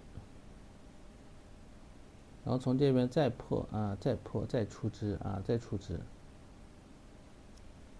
这边又2笔了，又2笔，我从这儿再破啊，再来出枝啊，又形成这种3笔，对不对？所以你画柳树，有的同学画柳树特别画不好啊，这种枝子呢特别平行，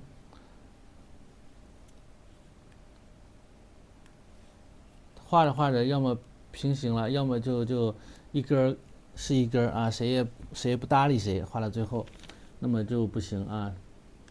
之间必须有这种呼应关系啊，它们之间必须得有各种呼应关系才行啊，明白啊？哎，你看这个又垂下来啊，这个感觉多好。所以它这个小柳枝啊，画的特别的丰富啊，特别漂亮。好，我们整快点啊，整快点。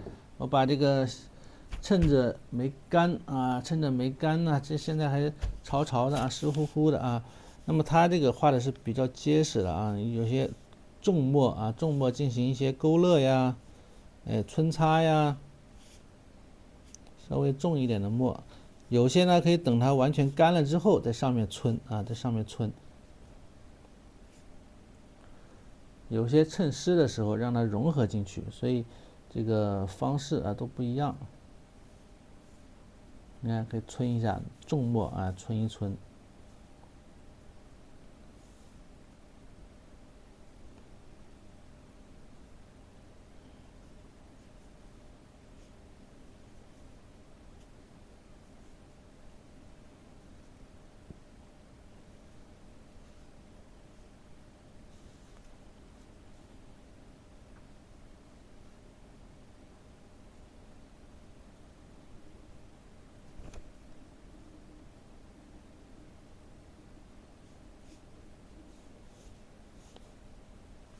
干了之后啊，再来处理它。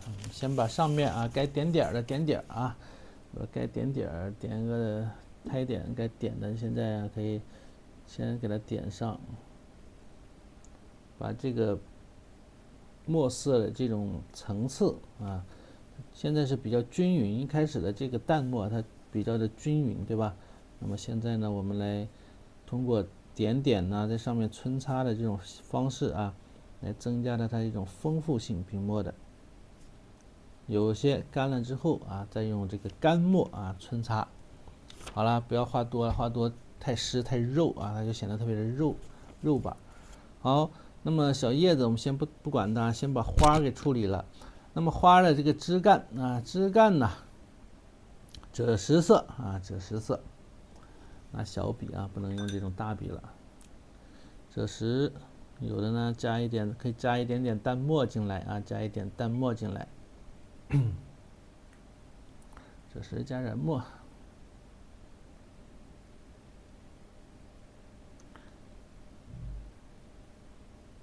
练字得提上日程啊。练了吗？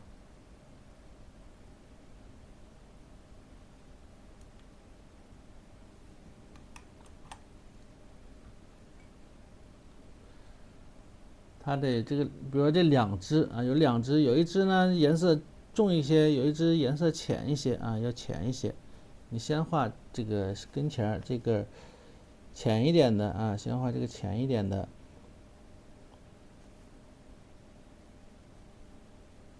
留出花的一个位置啊，留出花的一个位置。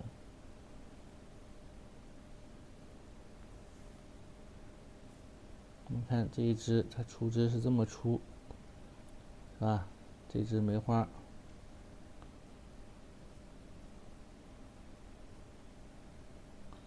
这么相接啊，相接的一支。那么这支是往这边来啊，往这边来。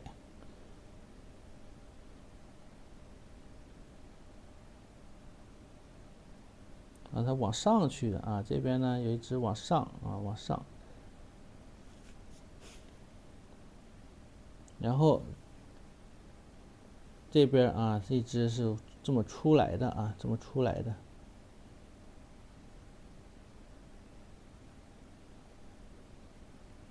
这枝子让它断断续续啊，断断续续的有这个自己能看出这个关系就行。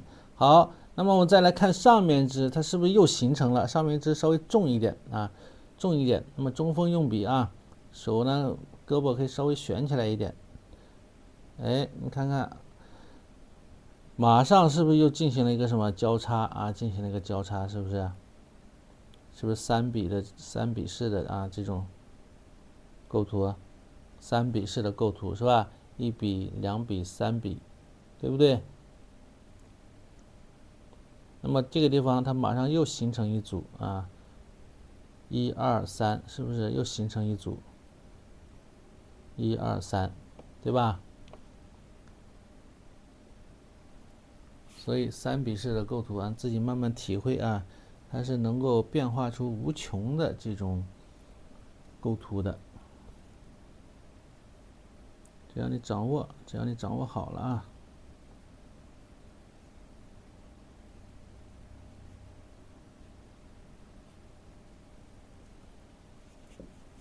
好，那么接着呢就点花了啊，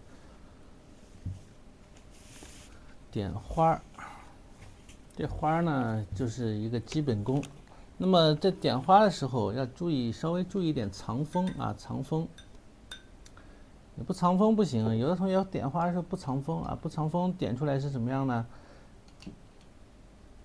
就是要么方，要么尖，明白吧？你要藏锋，稍微藏一下啊。一开始不熟练的，你要注意藏锋。熟练了之后呢，也有通过别的方式，比如通过这个颜料啊，笔里边这个水呀、颜色比较饱满，那么我画的时候，我就可以呢不藏锋，点笔尖这么一点，哎，它形成一个圆，也可以通过这种方式。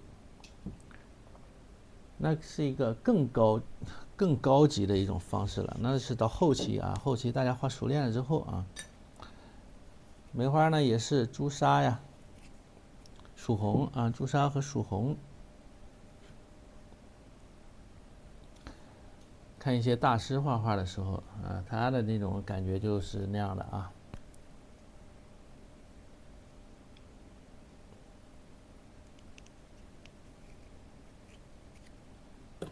调一个曙红，调一点朱砂。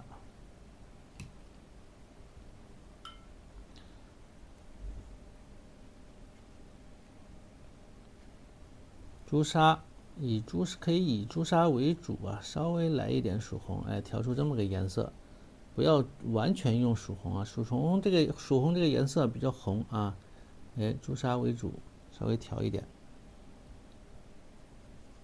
再挤一点吧。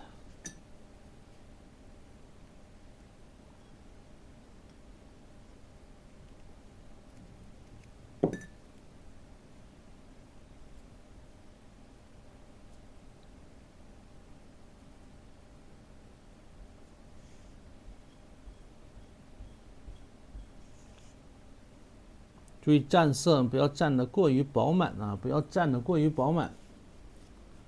就大家的毛笔里边啊，一定要有水分啊，没有水分就不行啊，不要太干。然后呢，全是颜色，画出来这个颜色又厚啊，又闷。保持水分啊，笔尖蘸一点颜色就可以了啊，笔尖蘸一点颜色，你看，笔尖蘸了那么一点点颜色啊，再来点嘛。然后再来点，点的时候它是有正有侧啊，点的时候呢，是吧？有正有侧。你看老师虽然没有藏锋，但是因为我笔里边比较湿啊，这颜色啊比较湿润，你看到没有？比较湿润。你画出来这个花呢，它也相对要润泽一些啊，不至于那么干巴。看，它就有颜色啊，也有水在里边的。那么有正面的。旁边呢就会相对应啊来个侧面的，你仔细看那个原图啊，不是发给大家了吗？对吧？它就会来个侧面的，有侧面它的花瓣呢就比较窄，就能形成这种侧面啊。好多同学都是正面的啊，就像 PS 复制粘贴，然后呢齐刷刷的刷了一排这个正面的花，摆的整整齐齐的，那就不行啊，那就太刻意了，好吧？花骨朵呢可以稍微红一点啊，花骨朵可以稍微红一点点啊。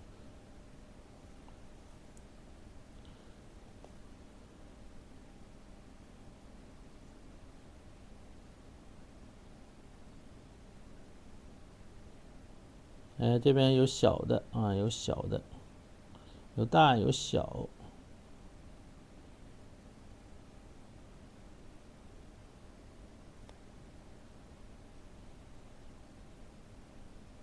同样通过这种深浅啊，来表现出它的一个层次感啊，表现出它的一个层次感。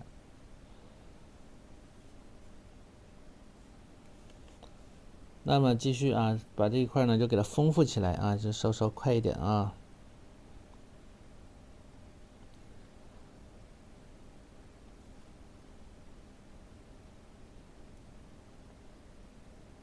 来，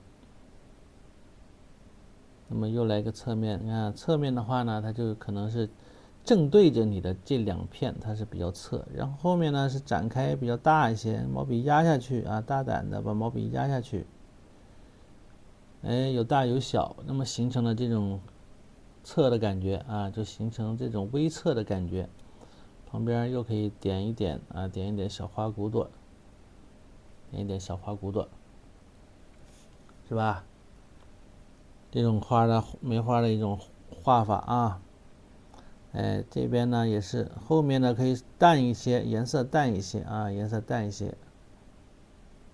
花瓣呢要有大有小啊，要画的有大有小，不要全一样大，全一样大。怎么了又？可以给老师留点底不？啥意思啊？又说啥了？老师如果时间方便，是否给尝试白天直播？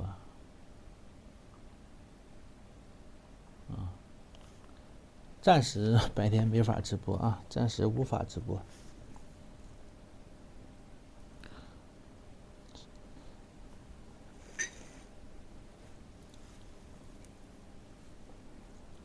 桃花呢，叶子会比较那个比较尖一些啊，我看不像桃花。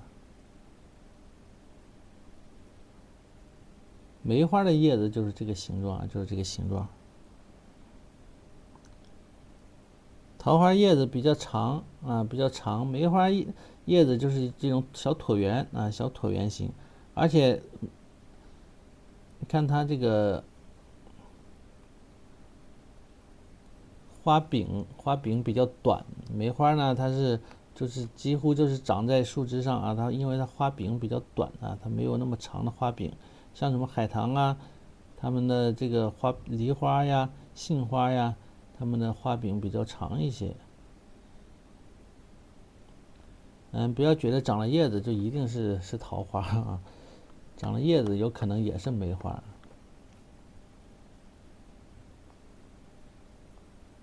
不要觉得梅花一定不长叶子啊，梅花它也长叶子的。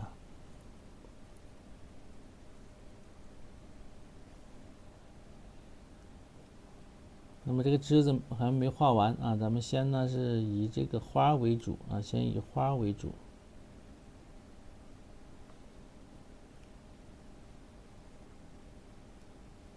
回头再来穿这个枝啊，回头再来穿枝。那么这个缝里边，这个点的随意一点啊，点随意一点。那缝里边就有就行啊，不一定是个形状啊，不一定是一个完整的形状啊，它只要有就可以了。像这样的地方啊，只要有点颜色即可啊，是个什么不重要啊，不重要。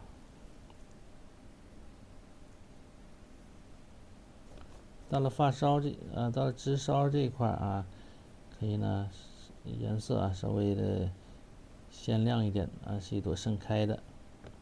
旁边再点一点这种小的。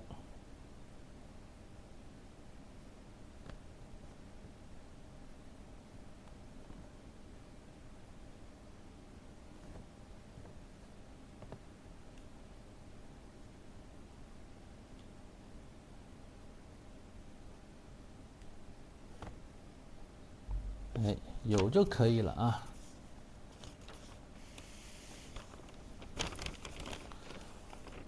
对呀，梅花开的时候没有叶子，它是开过之后再长叶子啊。它是开过，就跟玉兰花一样，玉兰花开的时候，它也是先开花，花都开差不多了，开始长叶子，然后花再掉，然后叶子再长大。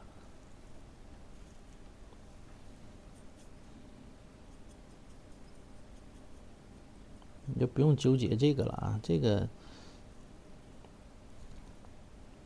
无论是什么花啊。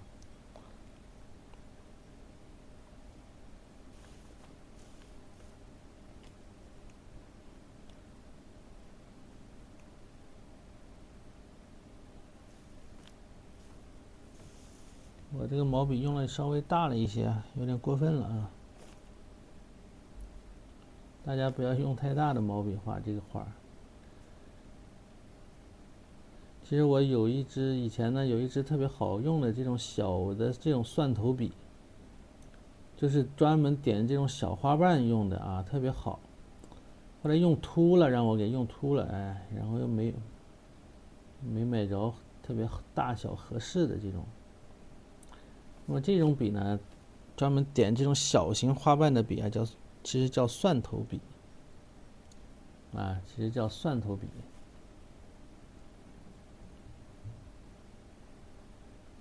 就比较好用，比你们买的什么斗笔啊那种就好用多了啊。它是专门来点这种花的。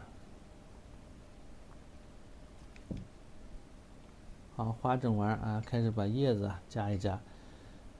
叶子呢，我先把柳叶加一下吧，先把柳叶画一下。柳叶要分组，明白吧？柳叶一定要记得分组啊，它像画竹叶似的，其实就是小号竹叶啊，小号竹叶。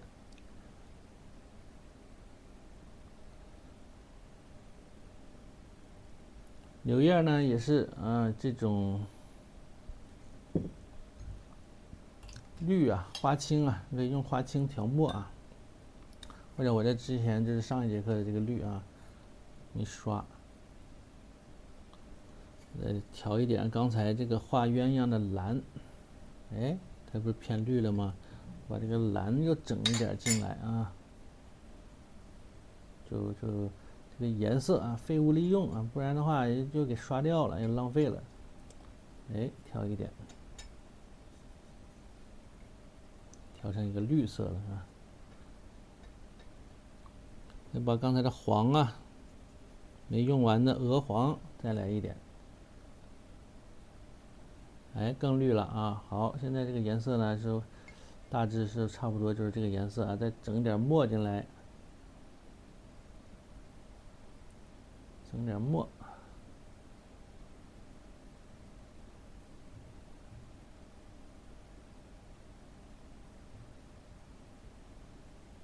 不要太绿啊！哎，就大概这样的一个感觉啊。好，那么注意这种柳叶我们要分组，我们先从上面这个垂下来的这一小枝开始啊。它的一个笔法，你看有的是这么顿下去，不要画太大啊，提起来，对吧？这边顿下去，提起来，它注意要灵动飘动。你看看这两笔一组，那么这边还小的也有啊，小的也有啊，哎，一个小尖儿。那么这一组完成，下一组在这边侧面啊，稍稍3笔一组，写个小字啊，写个小字，然后后面呢，再来一组小的啊，来一组小的，同样啊写个小字啊，同样写个小字。那么这边啊，同样再来一组，哎，写个变形的小字，笔画呢不一定排列太整齐，那么这样它不会乱，你看到没有？它有大有小，又有大小错落。很多同学画这种叶子呢，他画不好，特别不好画啊，这种叶子。那么它是一种刚发芽的、发嫩芽的这种小柳叶啊，小柳叶。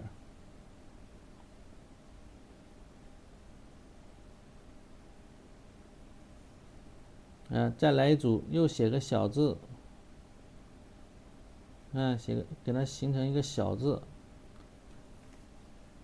然后中间有密、有疏、有密有疏，疏的地方就采用点这种小点啊，采用点小点的方式。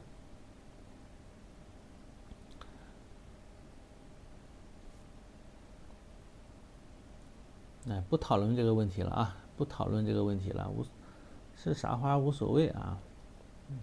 我现在进入到下一个话题了啊，画柳叶的话题了。它刚发芽的柳叶嘛，你这个南北方不一样啊，它这个开花生长的时间它也是不一样的。这个，其实是，哎，没必要讨论，好吧？这个问题就不讨论了。非说它是桃花也行啊，当它是桃花也行。但是想想，那桃花，那我问你，桃花它花瓣是那么圆的吗？桃花花瓣它是尖的嘛，对不对？桃花的叶子它也是尖的，这种长方形的，明白吧？明白吧？桃花咱又不是没画过啊。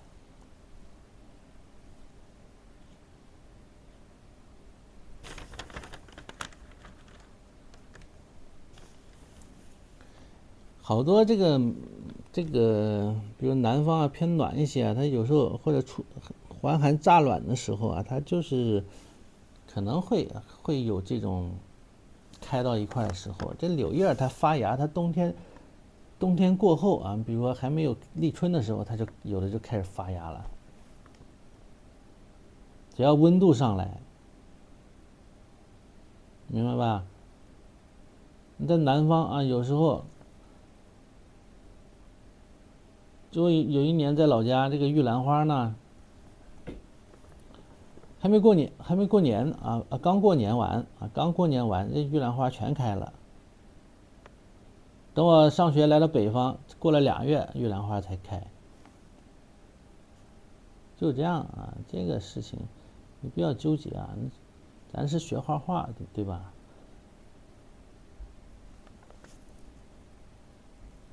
海棠花，我说了，海棠花它那个花柄啊比较长，它是这么垂下来的这种感觉，明白吧？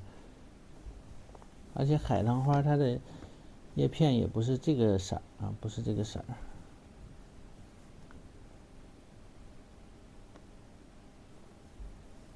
好，那么你看，按同样的方法啊，我稍微加快点速度了啊，不然呢9点了整不又给整晚了。好，有2笔的啊，有3笔写个小字，这样的对吧？然后进行连接啊，给它进行一个连接，那么给它串起来啊，这个最重要啊，如何给它串起来？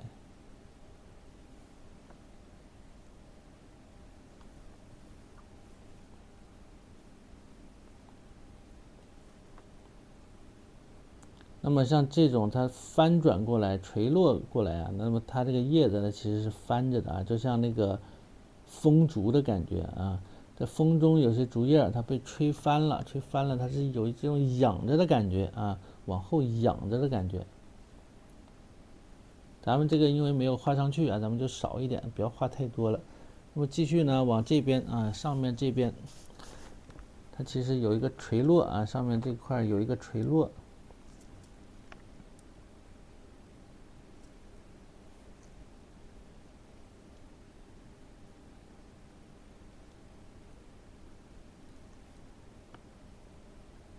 哎，像这样有个垂落。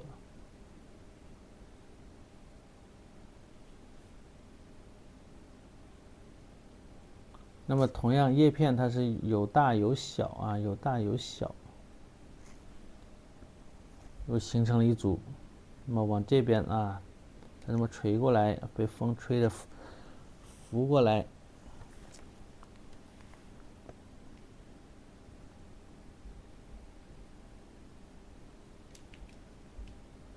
稍微带一点动态啊，带一点这个动态，就是笔啊，稍稍打个弯儿，打个弯儿。好，那么这一组继续啊，让它垂到这个交叉的这个缝里边啊，缝里边。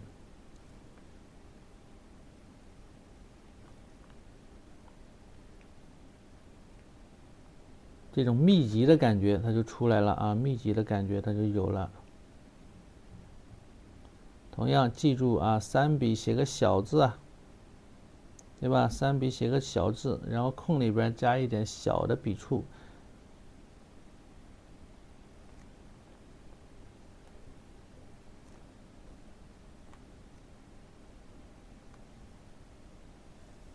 好，那么这一块啊，感觉差不多了，感觉差不多，可以了。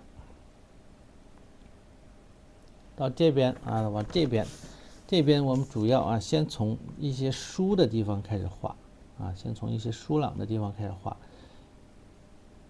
这是比较重要的地方。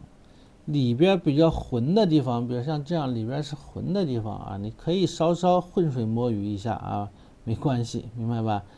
那么这个比较清晰的地方啊，你不能浑水摸鱼啊，这个面子工程得做到位啊，这是画不好就没面子。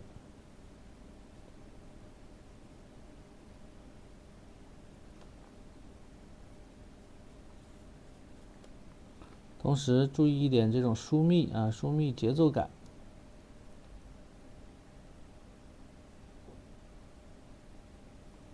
注意疏密啊，那么这一块现在比较密，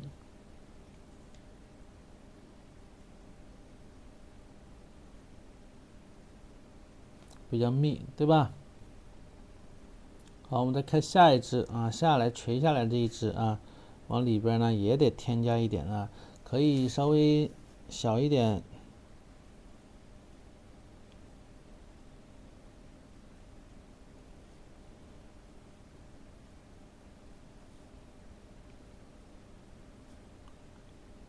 垂一点。这个中间啊，这因为有花了啊，就不画了，就不画了。好，往这边上面这一块啊，让它与花形成这种遮挡关系。那么我们还要再补几笔。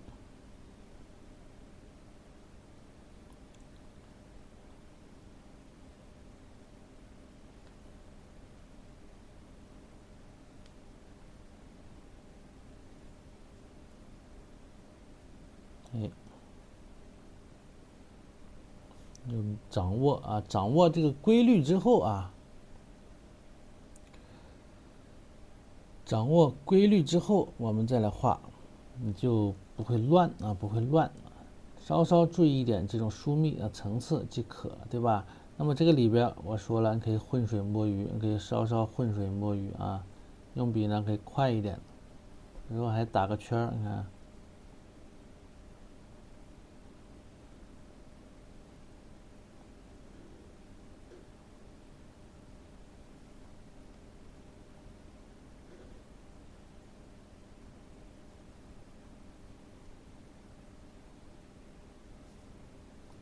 到梢上啊，又要稍微注意一点啊，稍注意一些，不要画的太乱，不要乱。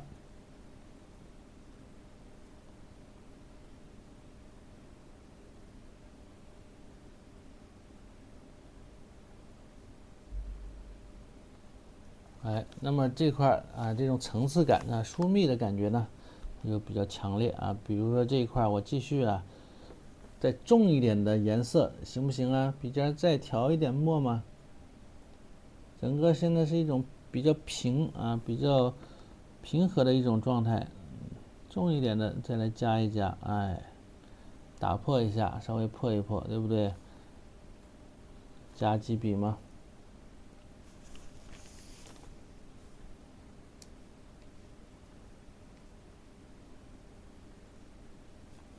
那么这边同样啊，把几笔呢稍微加重一点，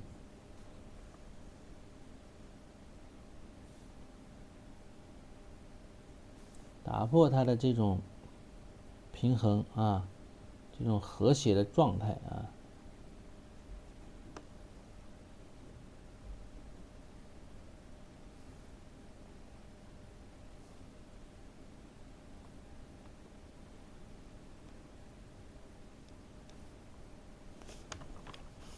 好，这就是按照规律来画画啊，按照规律来画画，你画的就不会乱啊，就不会心累。呀，又过点了，好家伙，一个整点没赶上今天。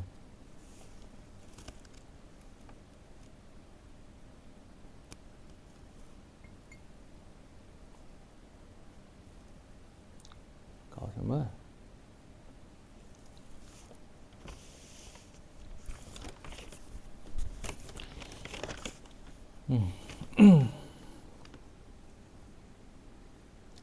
还想着第一个整点没赶上啊，广告没打出去，还想着整点的时候来一波小广告，你整点又过了。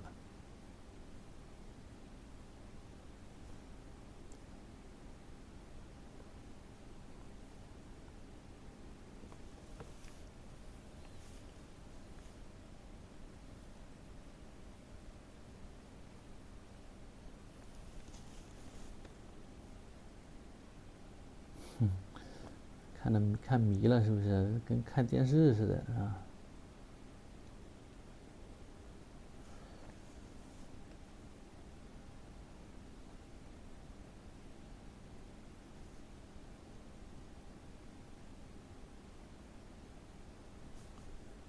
哎，今天没整好啊！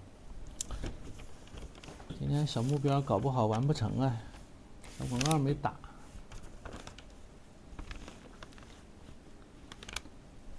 植入一波小广告啊！植入一波小广告。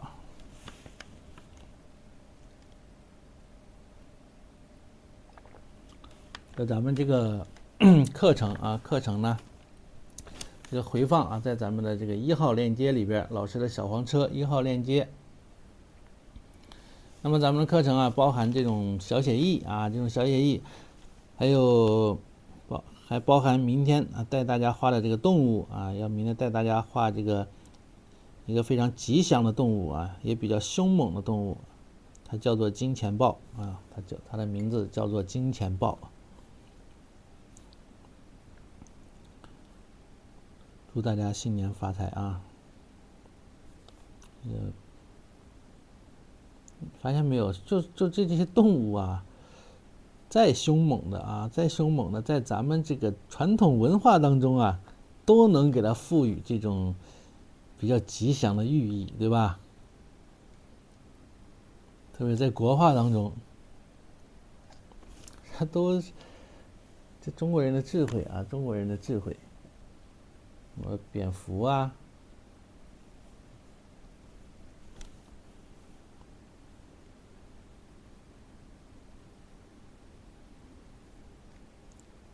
画个五福临门，小蝙蝠，是不是？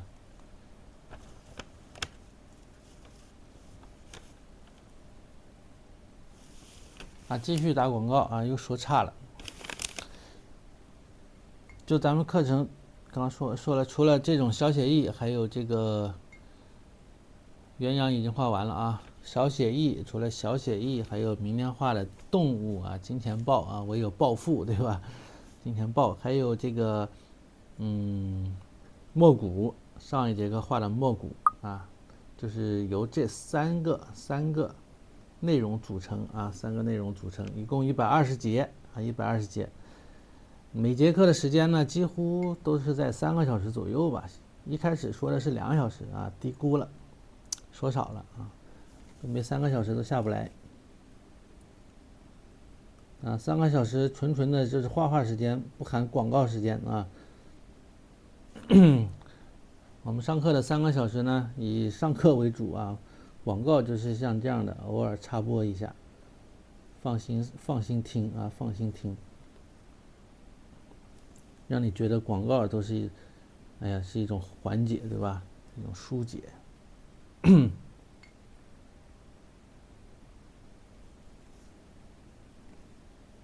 有的同学画的好累啊，是不是啊？就想听一波小广告。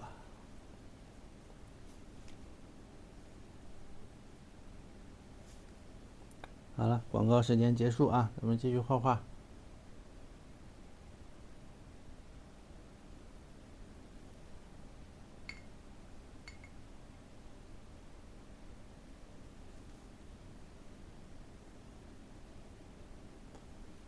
那么按照咱们这用笔，你看灵动一点啊，要拐弯啊，要学会拐弯，像这种柳叶。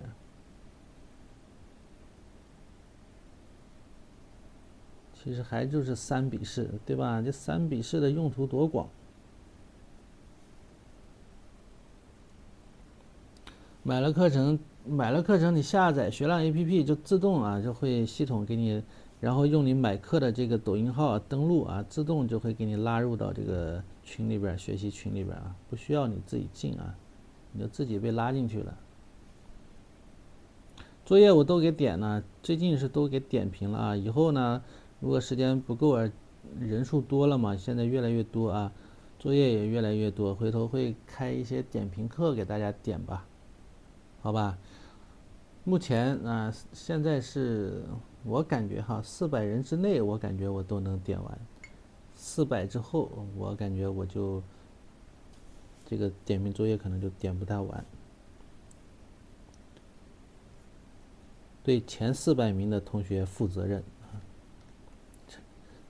到后期了，看看啊，想办法吧，就给开点评课呗。啊，也不能说不管你们，对不对？也不能这样，咱还是得做一个负责的男人，对吧？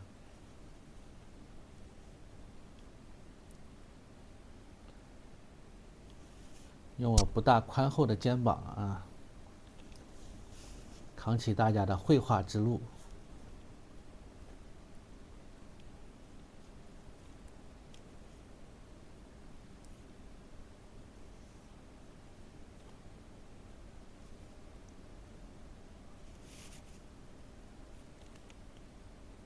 稍稍让它飘一点啊，飘动一下，再加长一点。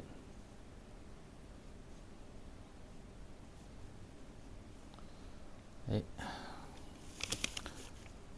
对呀，大家放心拍啊，放心拍，没有坑啊，这回没有坑啊，老师不坑你们的。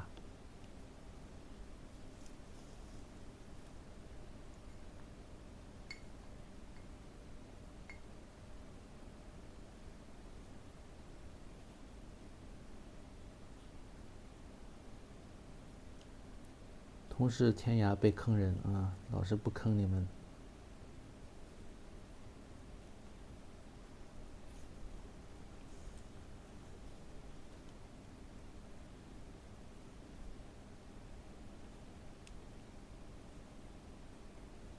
注意点疏密啊，小一点，到下面呢小一点啊，不要抢这个鸳鸯的风采了啊，到底下了，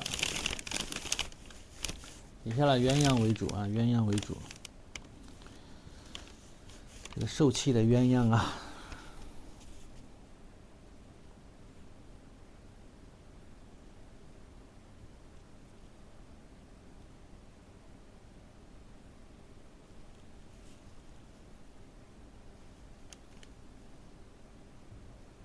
好男人都是别人的。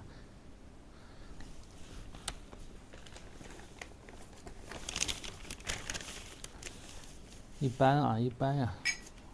当然，呈现给大家的都是好的一面，对不对？那也有不好的时候啊。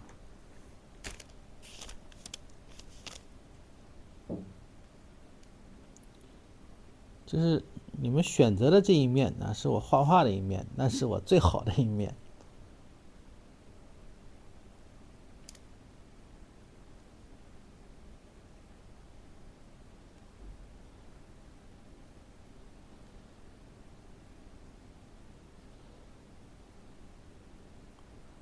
这就是我的强项的一面啊，选择给你们看了，是不是？所以那肯定是好的一面嘛。最强的一面都不好，那不完了。好，那么柳叶啊，到此为止。现在呢，我们把这个，咱也不知道是梅花还是桃花啊，给它叶子给它加上，还是一个赭石色，赭石啊，偏黄，你看到没有？这叶偏黄。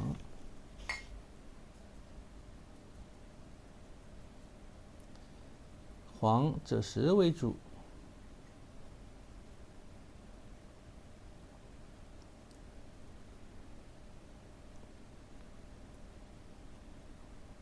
蹭点黄，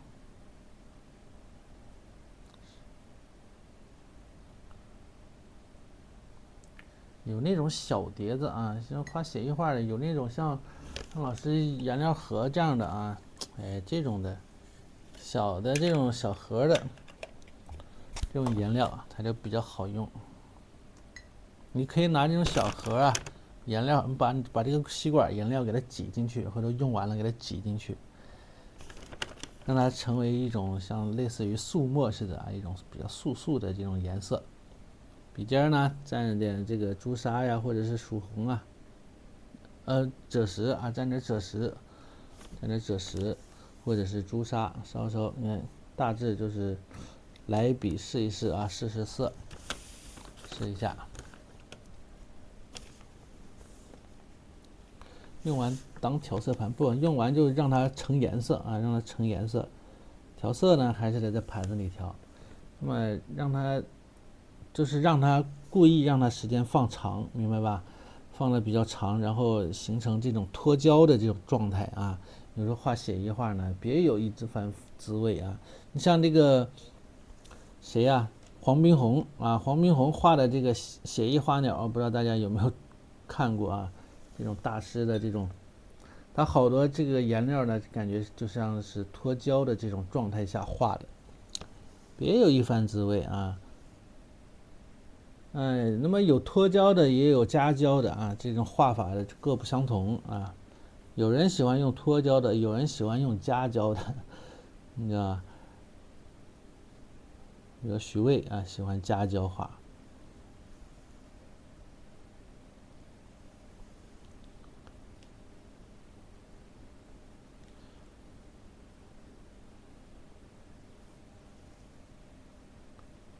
所以说咱们都尝试一下啊，尝试一下。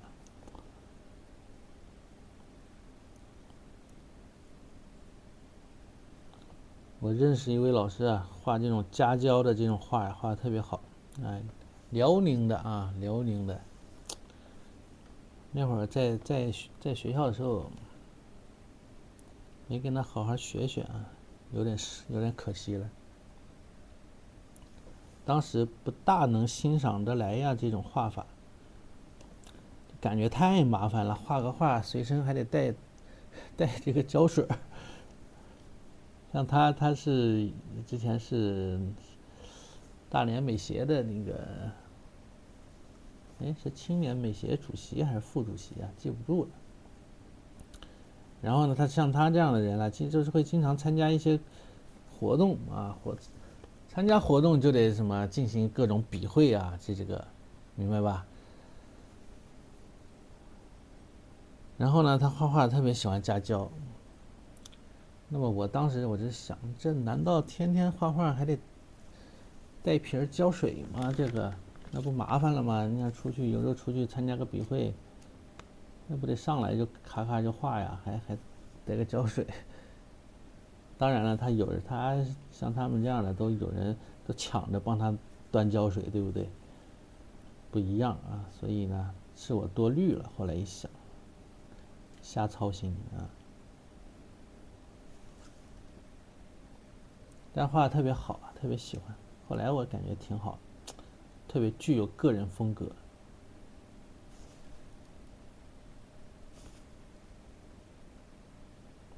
我也是给大家上过一节这个徐渭的这个加胶的墨牡丹，对吧？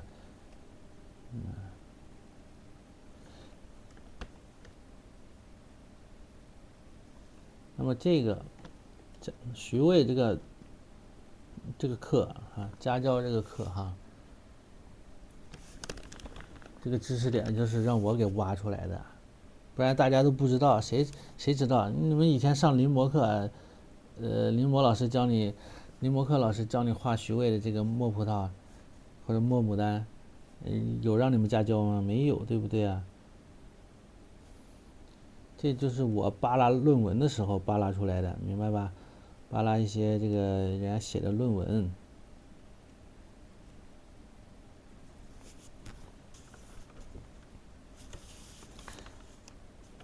所以啊，就怕扒拉啊，就怕你这个钻研啊。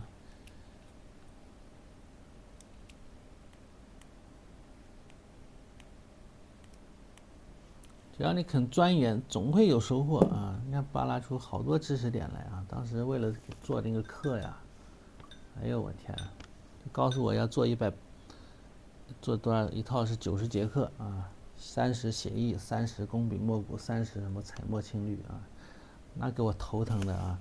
那知识点，那90节课的知识点，特别一开始最着急的就是那个写意技法，那30节课的知识点，可老费劲了啊！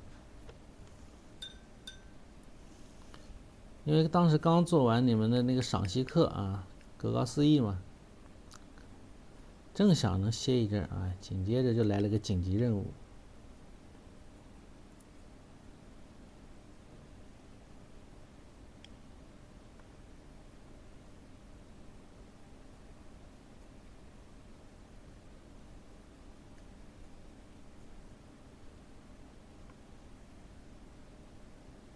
好，我们把这个花的花蕊，花托部分呢，给它点一点啊，给它点一点，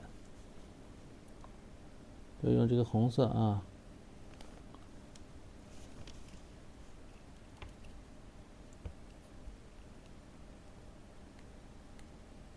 就特别就是啥呀？之前那个干活就特别着急，你知道吧？各种活啊来了，告诉你，今天跟你说，就恨不得你今天能给他干出来，就是这样啊。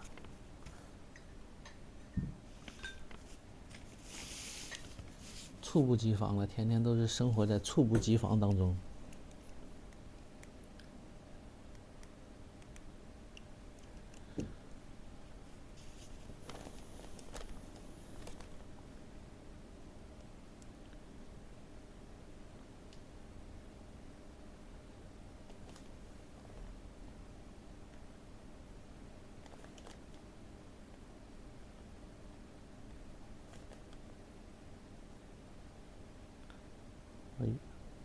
画这个啊，越来越肯定啊，这个可能就是一个梅花啊，应该没错，就是个梅花。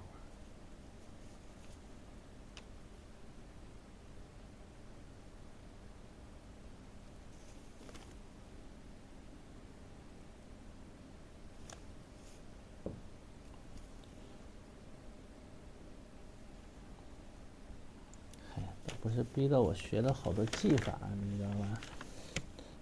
都是我掏的，都是老底儿啊，这些都是我，都不是说现成找的，都是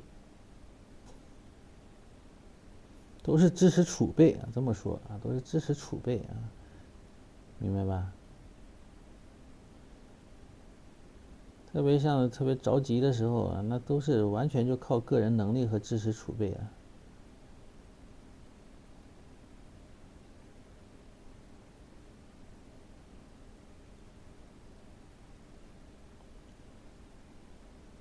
你还记得你们记不记得我有一次给大家讲过一次讲座啊？给大家讲过一次讲座，明白吗？那天天忙得跟狗似的，天天就告诉你啊，啥时候有讲座，完了就不给你时间，不给你时间准备。完了那次讲座，我那个 PPT 一直到啥时候才做出来嘛？下午3点钟讲座，我到2点钟才做出 PPT 来，2点半才做出 PPT 来，就等于说这个 PPT 做完之后，我自己都没看过一遍，然后我就给你们搞讲座了。啊，你更别说什么稿子啊，一点稿子都没有，啥也没有，就完全就是，那是我第一次给大家接触啊，就是这个讲座，讲那个古人的生活，还记不记得？有没有同学记得了？古人的这个什么各种休闲娱乐的这个生活。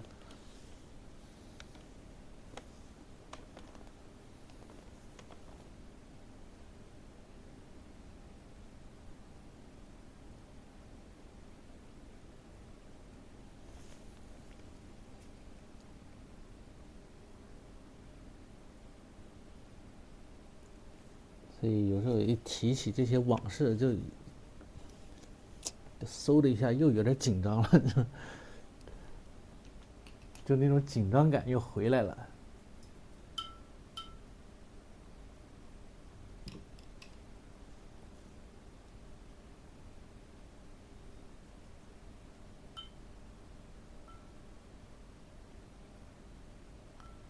我还画的喜鹊是吗？画的那不是好像是画的灰喜鹊，那是那个好像是画迎春花那天那次对吧？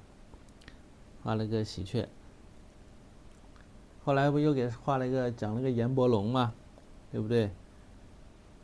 讲了个阎伯龙啊，阎伯龙是我之前啊非常喜欢的这么一位画家啊，一位画家，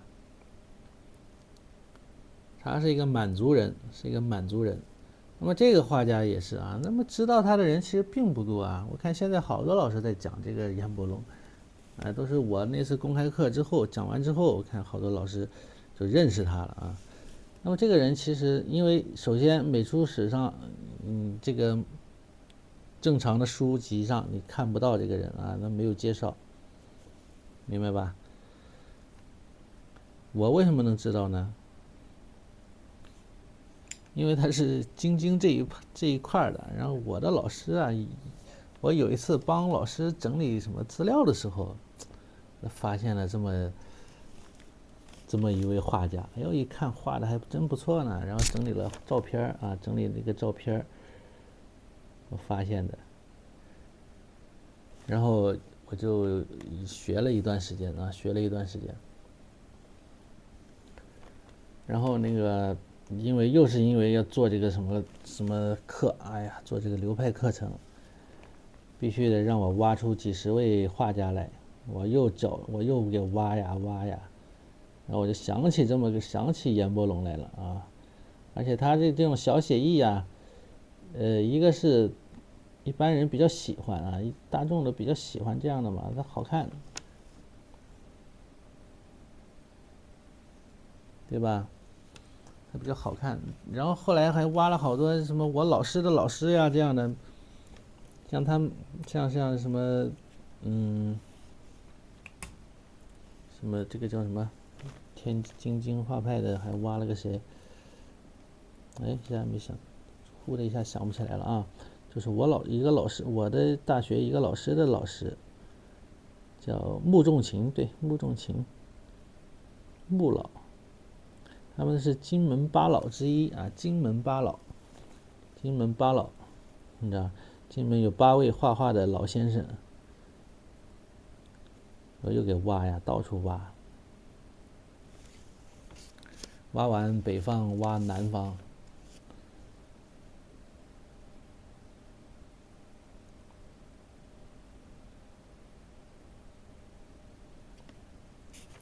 所以后来我想逃离嘛，就想逃离这地方了。哎呀，这感觉就把人给榨干挖空了，就没有让你补充能量的机会。越到后面越没有，一开始还有，一开始有时候还能看看书呢，越到后面越惨。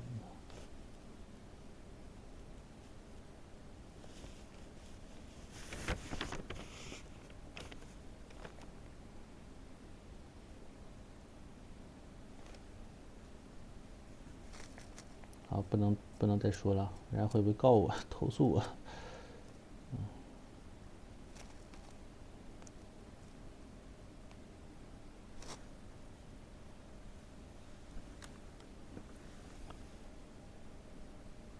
就发生了好多有意思的事啊，有很多好玩的啊，也有很多不开心的事，可有意思了。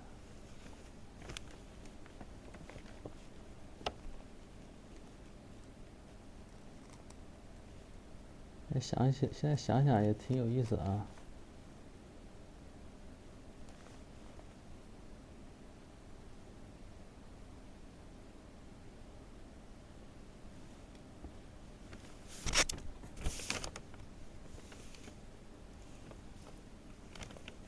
哎，这支笔啊，我想起来了啊，这支毛笔就特别好用啊。我昨天晚上落款呢，想找一支毛笔写小楷，你知道吧？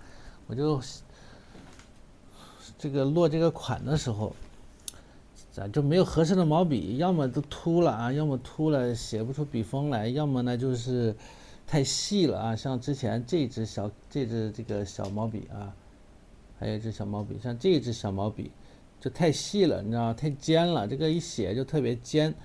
我就找不到一支这个写小楷的小毛笔。哎，后来我翻出一支以前的，我一看，哟，还可以啊，这个笔锋还没坏啊，然后就用它落了个款，哎，写还感觉还可以啊。不是要带货啊，我只是说想起这个事儿了，只是说想起了这个事情啊，给大家说一下，不是要带货，没有链接啊，你不要问我链接，我没有。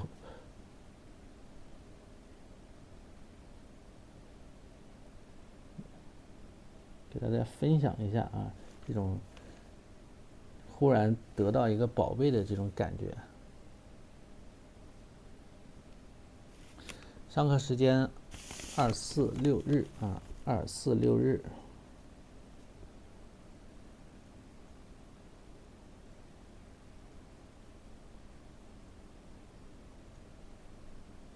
这支毛笔还挺好用的啊，不知道还有没有了，回头我再找一找啊。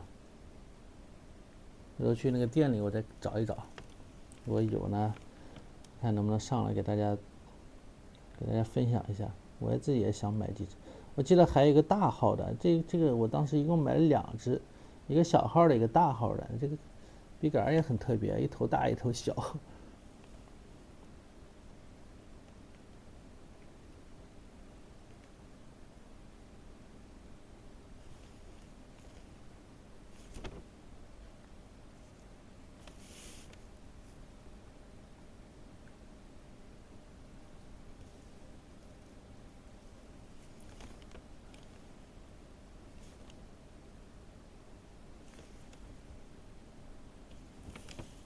这个粗细度也正好啊，这个粗细程度也正好。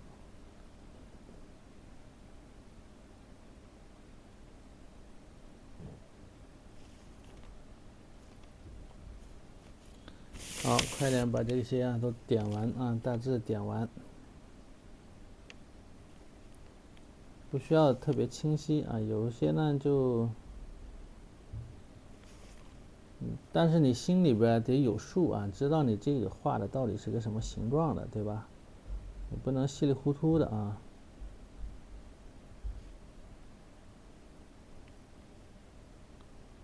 然后多点一点啊，这些红点必须得点，为什么呢？这个红点啊，它其实像胎点似的，有这么一个作用。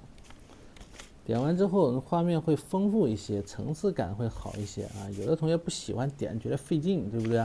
觉得老麻烦了。啊，不要有那个感觉啊！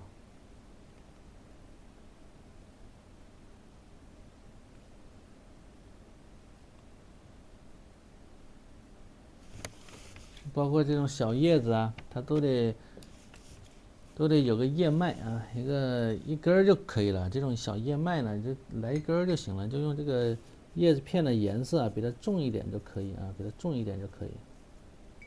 此话是江寒听的，对。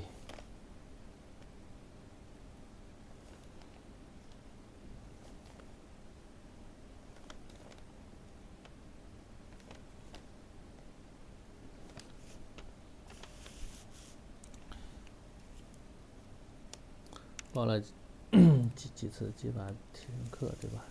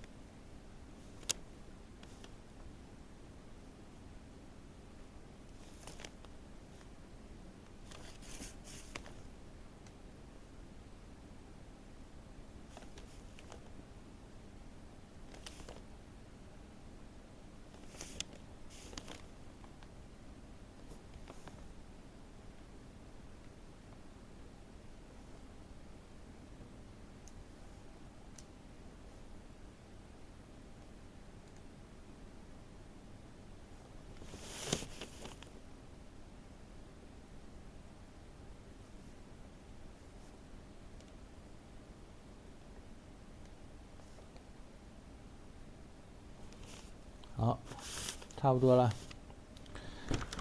差不多了。我们下面呢，回过头来把这个小鸳鸯的这个底下呢给它画一画。哎呦，这边还有啊，这边还有那个水面啊，岸边所以这个在古画呢，经常能够，老师带我们学南派课程，哎呀，没学的必要啊，我个人感觉啊，你学那个干什么？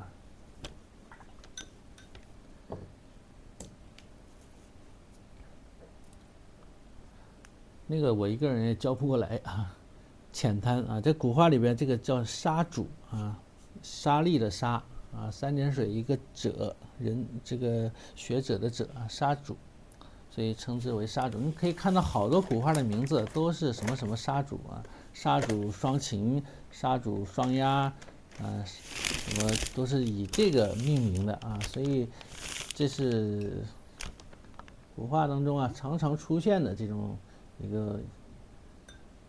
一个符号吧，相当于一个符号了啊。你们赏析课里边讲的那个翠白嘛，对吧？讲的那个翠白啊，它就是这个墨色要稍微淡一点，不要太重了，好吧？加水，注意这种层次感啊，层次感。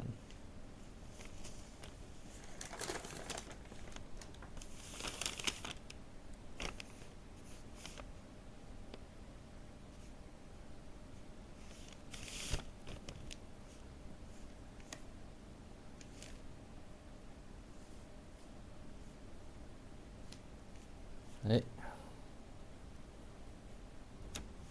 对，沙主不是对对对，WPS 同学写的是对的啊，WPS 你这个名儿取的，听着好害怕呀。提到 WPS 我就心有余悸，上班老用这个，想想都害怕。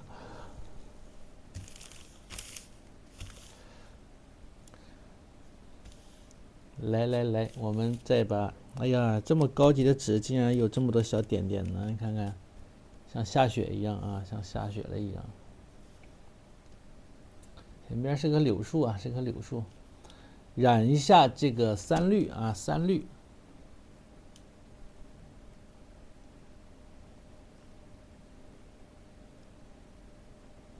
来个三绿啊，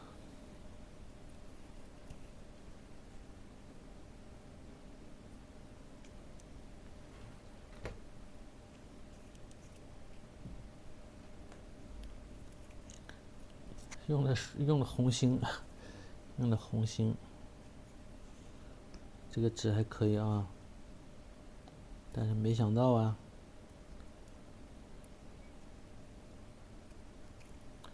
没想到今天这张画竟然画3个小时，哎呀，又出乎我的，我从来这个时间从来没有预估准过啊，我感觉没有一次准的，是不是啊？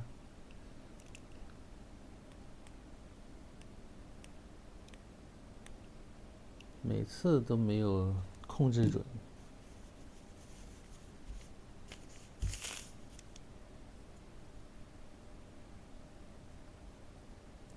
每次我说简单2个小时完成，结果花3小时，每次都打脸了。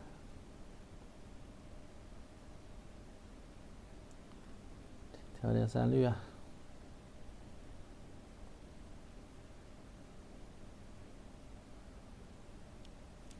来，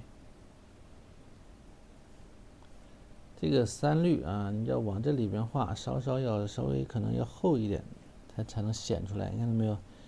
要浓一点，要把这个抠出来，小心一点抠齿啊。可以拿小毛笔啊，老师这毛笔的太大了，可以用小号的啊。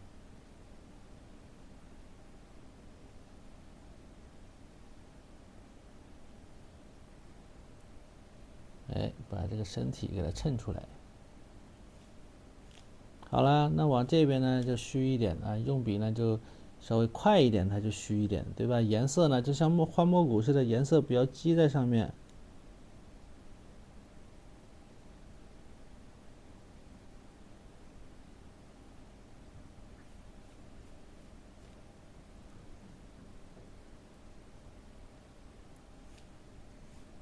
啊，其实应该先是用赭石，哎，用错了啊，颜色顺序没整对啊，应该先用赭石，着急了，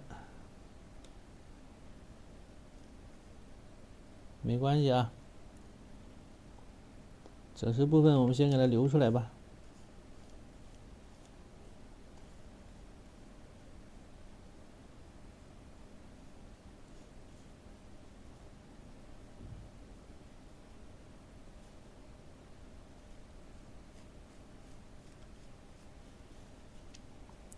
哎，给它留出来啊，赭石部分。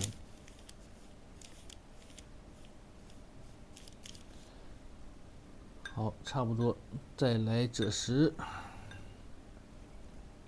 这个赭石比较深一些啊，比较深一些啊，加了一点点墨啊，看样子是加了墨，或者是因为底下有墨，所以呢，它呈现的感觉是，比较重，对吧？你就调赭石吧，就先不加墨啊，先不加墨。没有，再一接啊，这么一接它就好了，看到没有？过渡也很自然啊，过渡也很自然。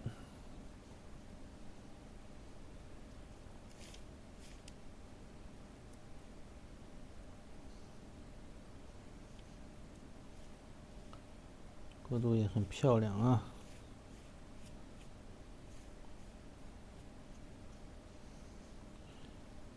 下雪了，我们今天这边也下雪了。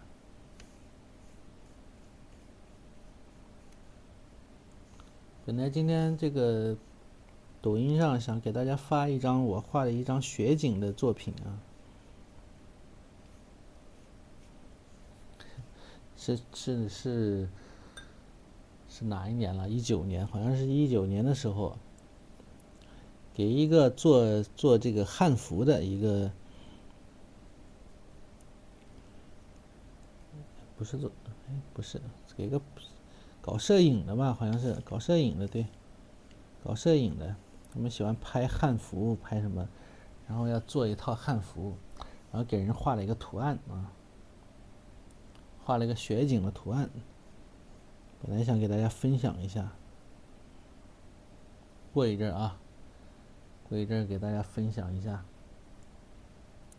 你看老师画的雪景，画了一张摸骨吧，算是摸骨吧，一张这个柿子小猫，人家是命题创作啊，是命题创作，必须得像那种汉服中间不是有个图案嘛，图案然后有那个这个扣子盘扣嘛，盘扣把这个图案一分为二啊，要有这种感觉。完了，两个图案要是一幅画，还得是有一个呼应关系，内容要一样啊，要一样。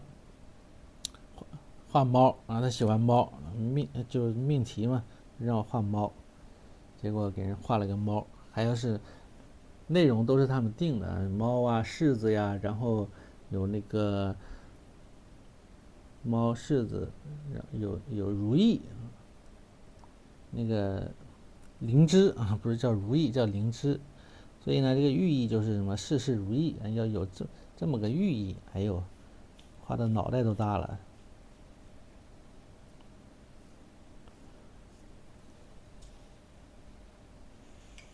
都没了，早都不在我这儿了，这是人家定的嘛。当时最害怕这种命题创作了，你还不能是完全是一张国画，人家是要做汉服用的啊，其实就是一个图案啊。完了要有中国画的这种味道，完了还是他要求的内容，那一个礼拜给我整的折磨的，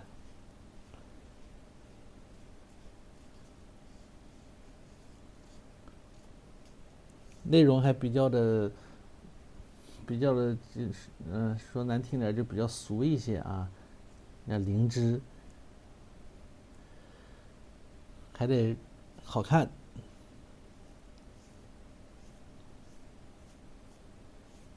颜色还要求要鲜艳，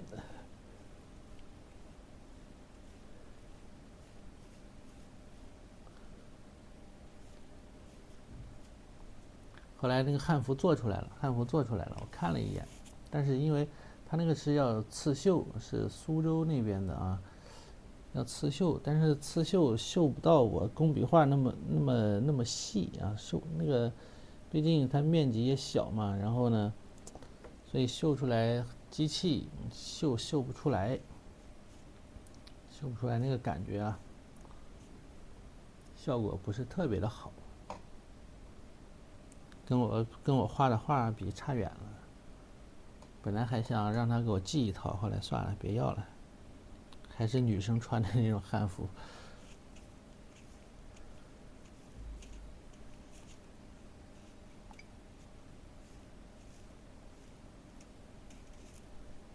也不是行话啊，也不行，那我不可能画成行话呀，难就难在啥呀？我又不想给它画成行话，你知道吧？我也不会画行话，想让我画那种的，我还受不了，我接受不了。难就难在这儿了啊！就老是就是自己又给自己这个要求又比较高啊，完了限制有约束又比较多，画出来还挺好看啊，画出来挺好看。过几天给大家发个朋友圈啊，祝大家新年快乐的时候用啊，我想过几天再用。干了之后啊，整点草啊，我拿吹风机吹一吹，我把声音关一下啊。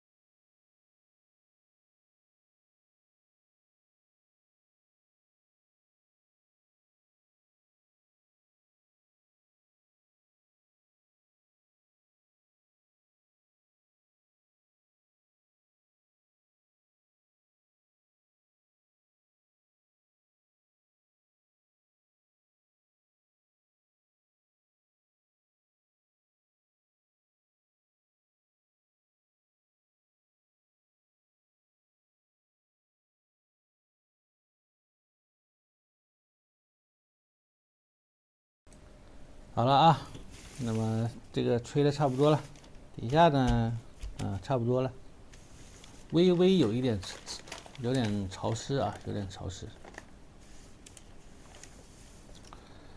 好，来画这个小草啊，这小草其实不好画啊，你别看这个小草啊，你要给它画的不凌乱是比较难的啊，想画的不凌乱还是有一定难度。你看，特别上面那一组，啊，上面那个树根底下那一组，哎呦，那真是有一定难度啊，有一定的难度。哟，还有，又到这回到喝水时间了，这次机会一定要抓住啊，一定得抓住这个喝水的时间。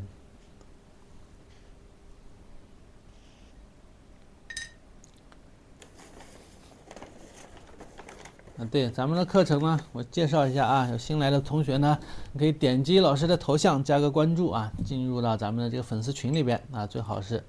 那么上课时间呢，都会提前通知大家，案例也会发到给大家。那么咱们的课程非常的丰富啊，有这种的小写意啊，这是小写意，对吧？还有这种的小猫、小狗这种动物化，那么这是。上一节课这个蓝呢，我也给它之前的那一节课的这个蓝色，我也给它加了一下，看到没有？啊，有动物，还有老虎，还有小老虎啊，还有这种的蘑菇，啊，这是蘑菇，还有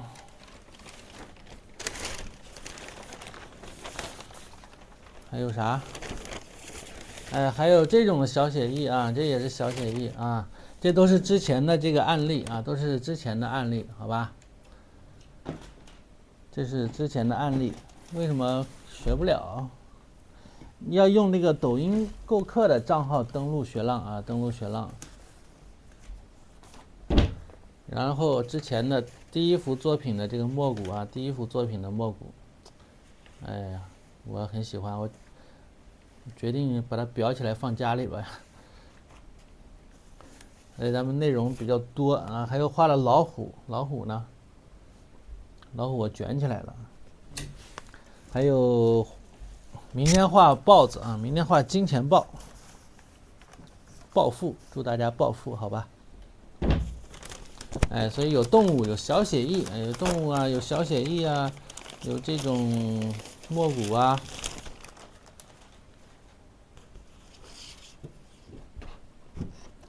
动物啊，小狗、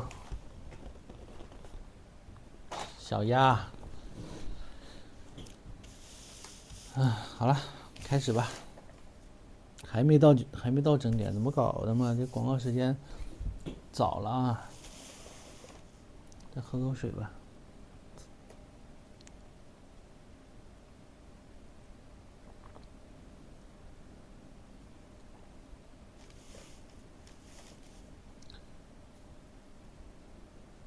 对，看课是用学浪啊，用学浪 APP 看课，用学浪 APP。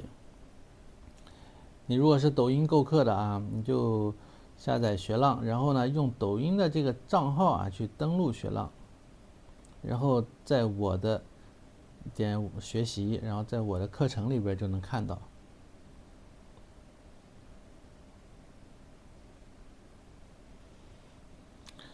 有公司聘老师，我才不会，我不会再加入任何公司了啊！咱这吃亏吃一回就行了，还能一年吃一回吗？一年上一当，当当不一样是吗？不行，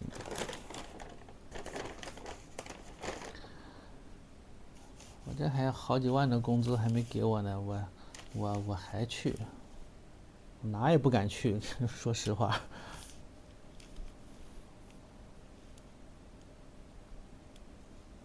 对，我不会再去了啊，放心。那么这种小草啊，你就得分组画啊，分组画，稍微注意一点这种长短，是吧？不要画的太密集，一开始呢分组疏松一点，疏松一点。有一点像梁田老师有之前的有一个什么，这个叫什么课？教给大家画的那个清供图，吴昌硕的，不有个菖蒲吗？对吧？有点那个菖蒲的感觉啊，但是线呢要细一点啊，要稍微细一点。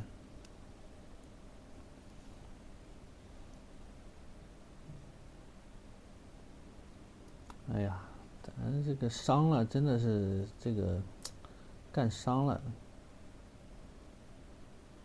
受不了了。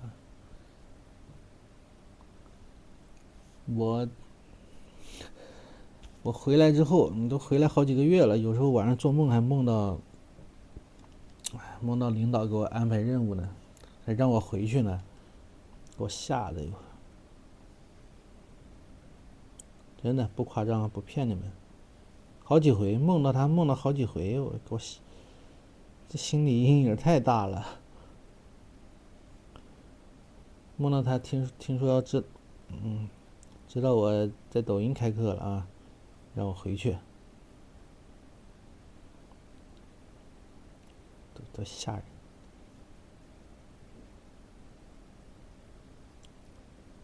我是被虐怕了，我真是被虐怕了。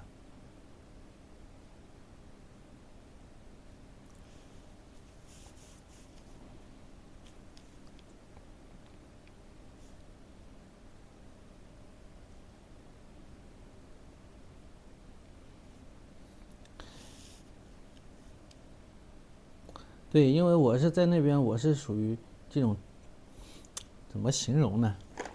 这种就搞课程研发嘛，然后又是这种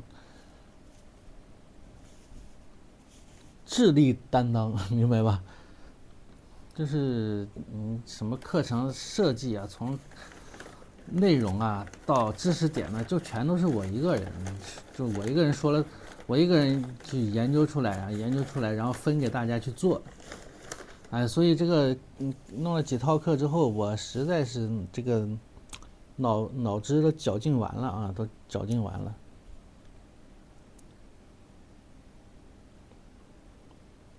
其他人又帮不上忙啊，只能是说最后弄出来之后啊，告诉他们怎么做，做完了之后呢，我再给把关，看看内容，然后呢再提修改意见。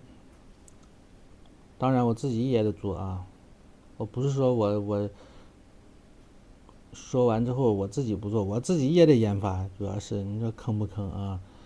还得上课，还得研发。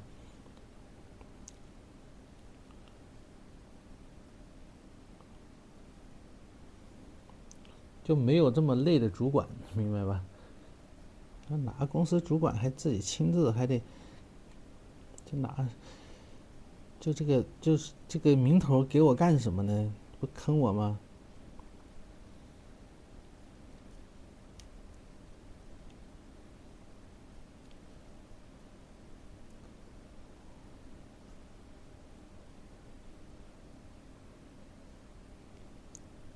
就是既是将军又是士兵，就是这种感觉啊，既是将军又是士兵。都睡觉了，干怕了。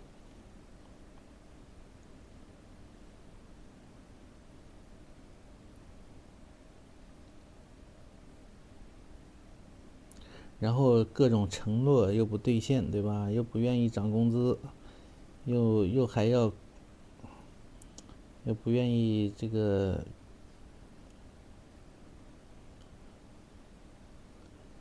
哎，不说了。现在挺好的，起码现在没人管我嘛。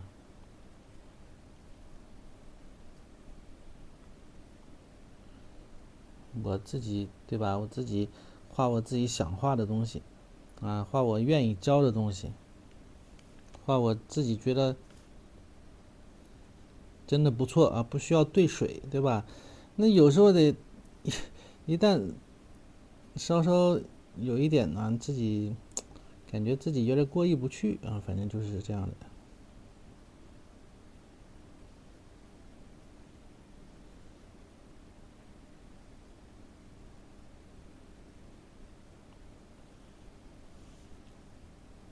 所以大家不用担心啊，我是不会加入任何人，任何人让我加入我也不会加入的。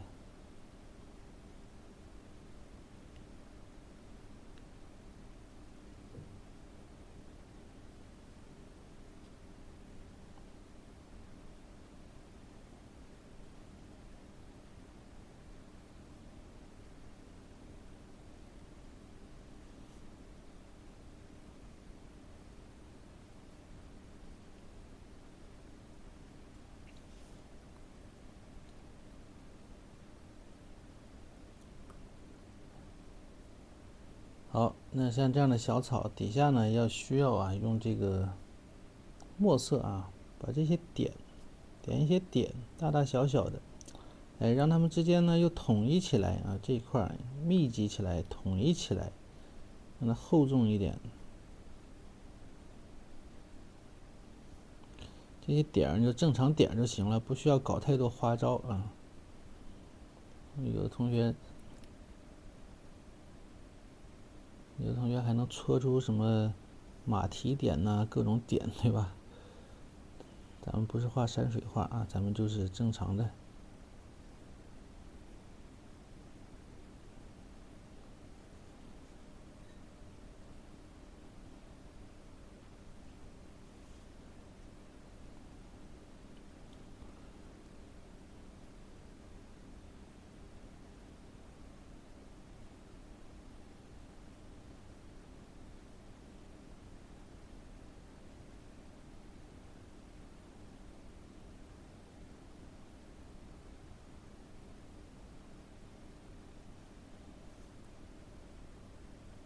你干啥去了？你回来了？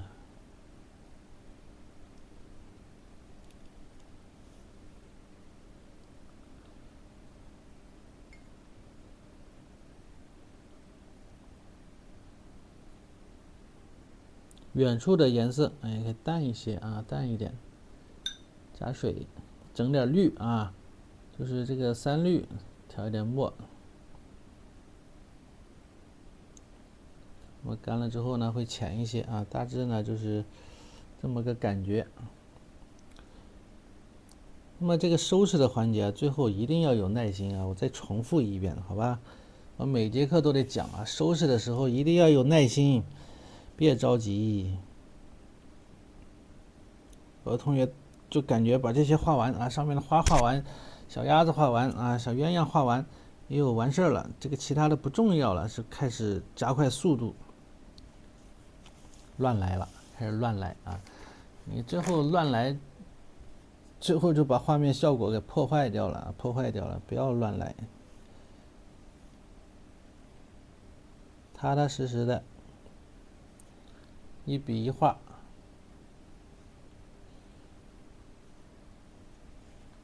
那么这个如果觉得颜色浅，干了之后啊，再用墨啊把这些地方再加一加，啊，再来补救补救，是不是有这种心态？对不对啊？啊，武王，应该说你是不是？是不是大家可能都是这种心态啊？我以前也会有这种心态。哎呀，终于歇口气了，对吧？终于画完了。往往这种心态一有，这个苗头一有啊，可能最后这个画面的败笔就要出现了，就会本来好好一张画，哎，最后可能就会因为这些小草毁了。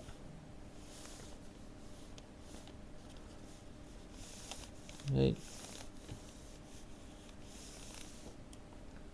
画的时候，首先大致你看看哪疏哪密，对吧？大致的走向，你先给它画出来啊。它是以哪两边为主，对吧？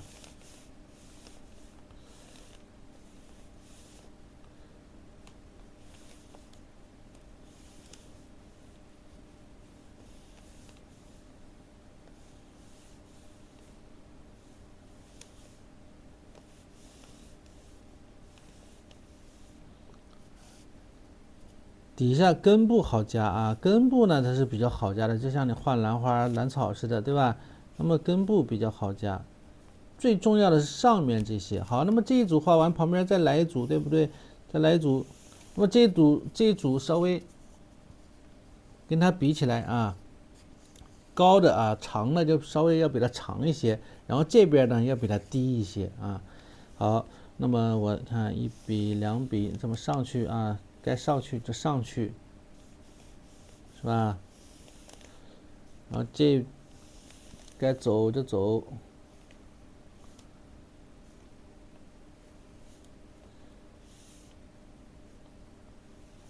来交叉破一下啊，破一下，差不多了。那么这里边啊凌乱的地方，老师说了可以怎么样？浑水摸鱼啊，浑水摸鱼吧。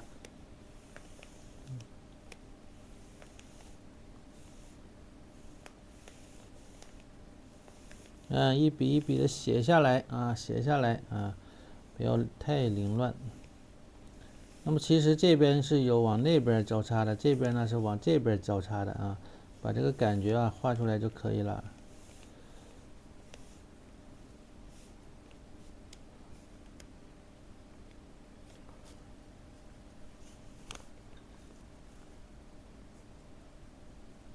这样它就不会特别乱啊，不会显得乱。然后，后面还有啊，后面还有，这边又短一些啊，这边呢这一组呢比较短。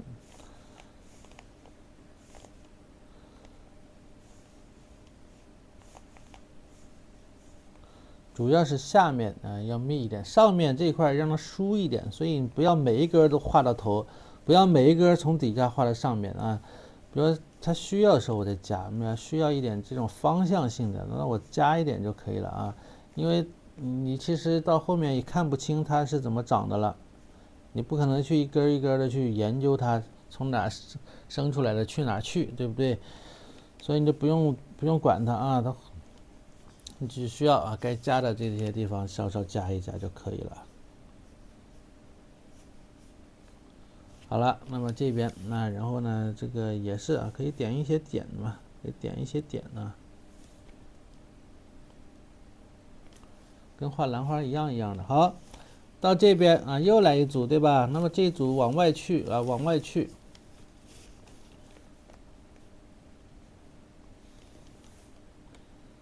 稍微有几根漂亮一点的，有这种兰草这种感觉，对不对？有这种姿态就可。好了，它大致是这样，有一点歪着头啊，歪着头往这边倒的一个感觉。那么这边再上去，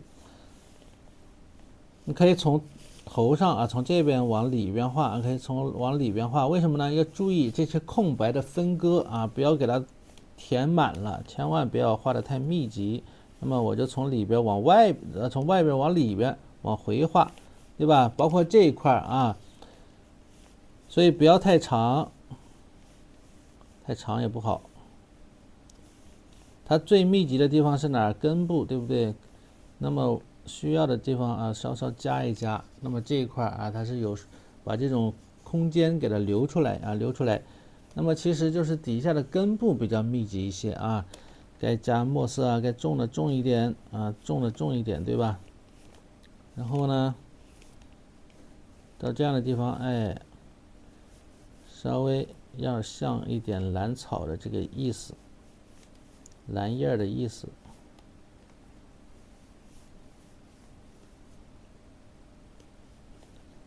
你也不知道它是从哪垂下来的，明白吧？你也搞不清楚啊，谁也搞不清楚，谁也数不清。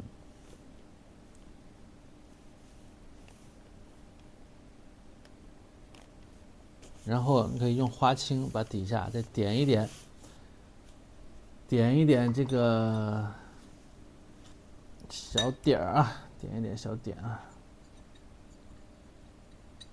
看累了你就休息啊，我得画完才能休息啊，我不能休息。累了你就休息，不要勉强。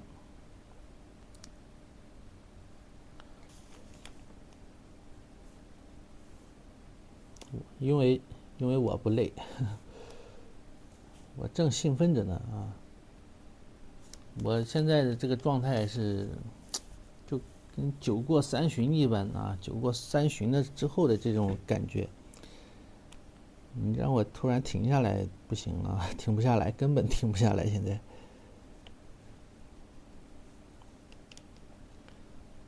往往快画完的时候是最激动啊、最兴奋的时候，你知道吧？这个马上能看到最终效果了吗？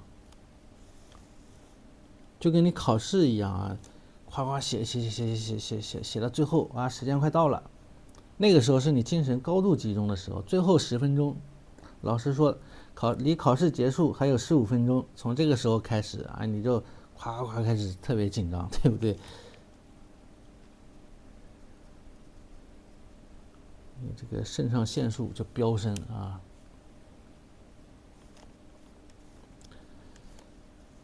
早着呢，离睡觉还早着呢。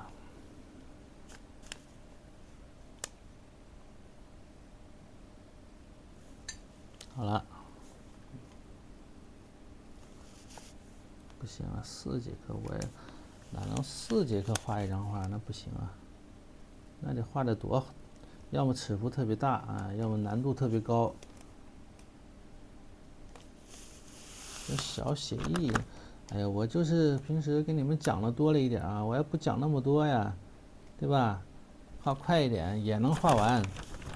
那我自己画这么一张画，我画过一次啊，很快就画完了。然后把这里边啊该点的点呢再点一点呢，该点的抬点呢啥的再点一点，再给它丰富啊。不要问年龄啊，咱们不要问年龄。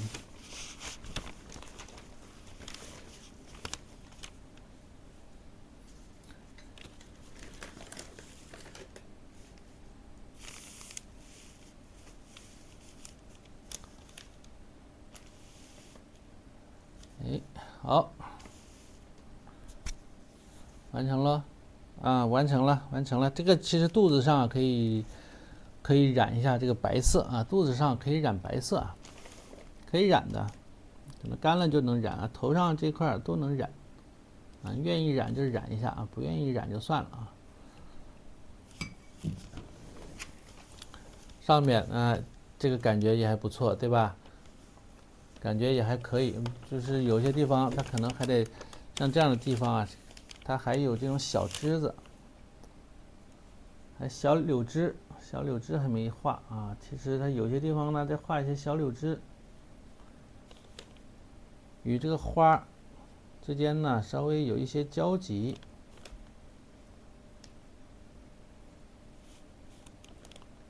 这么垂落下来，从这个地方啊垂落下来，可以加一点呢，可以加一点。写个小字啊，写个小字。那么这边再来一组，再写一个小字。这边呢再写一个小字，中间点一点点啊，让它过去。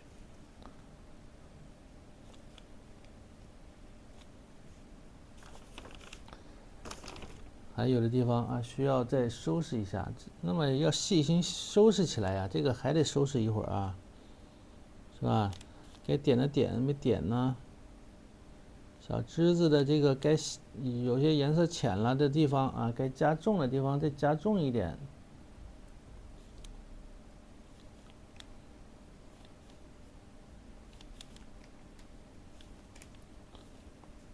包括我说的这个树干啊，主干，有些地方主干还得用这个，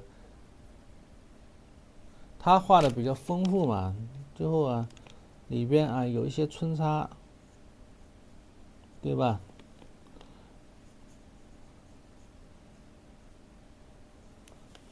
让它丰富起来，把这些穿插的地方啊，再给它穿一穿。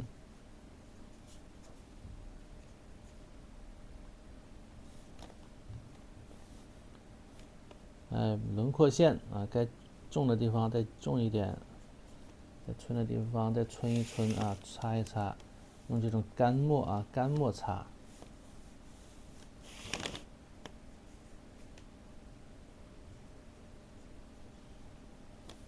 那么这个树枝的这个感觉啊，就更好、更结实了，对不对？更结实了啊，是吧？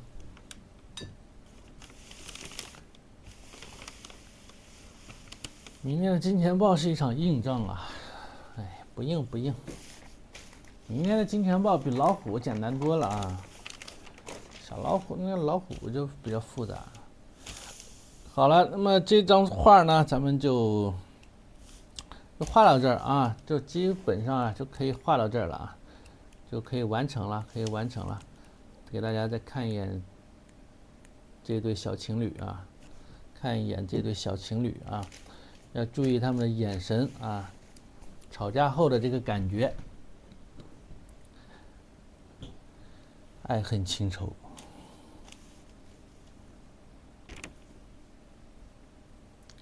好，结完咱们下课啊。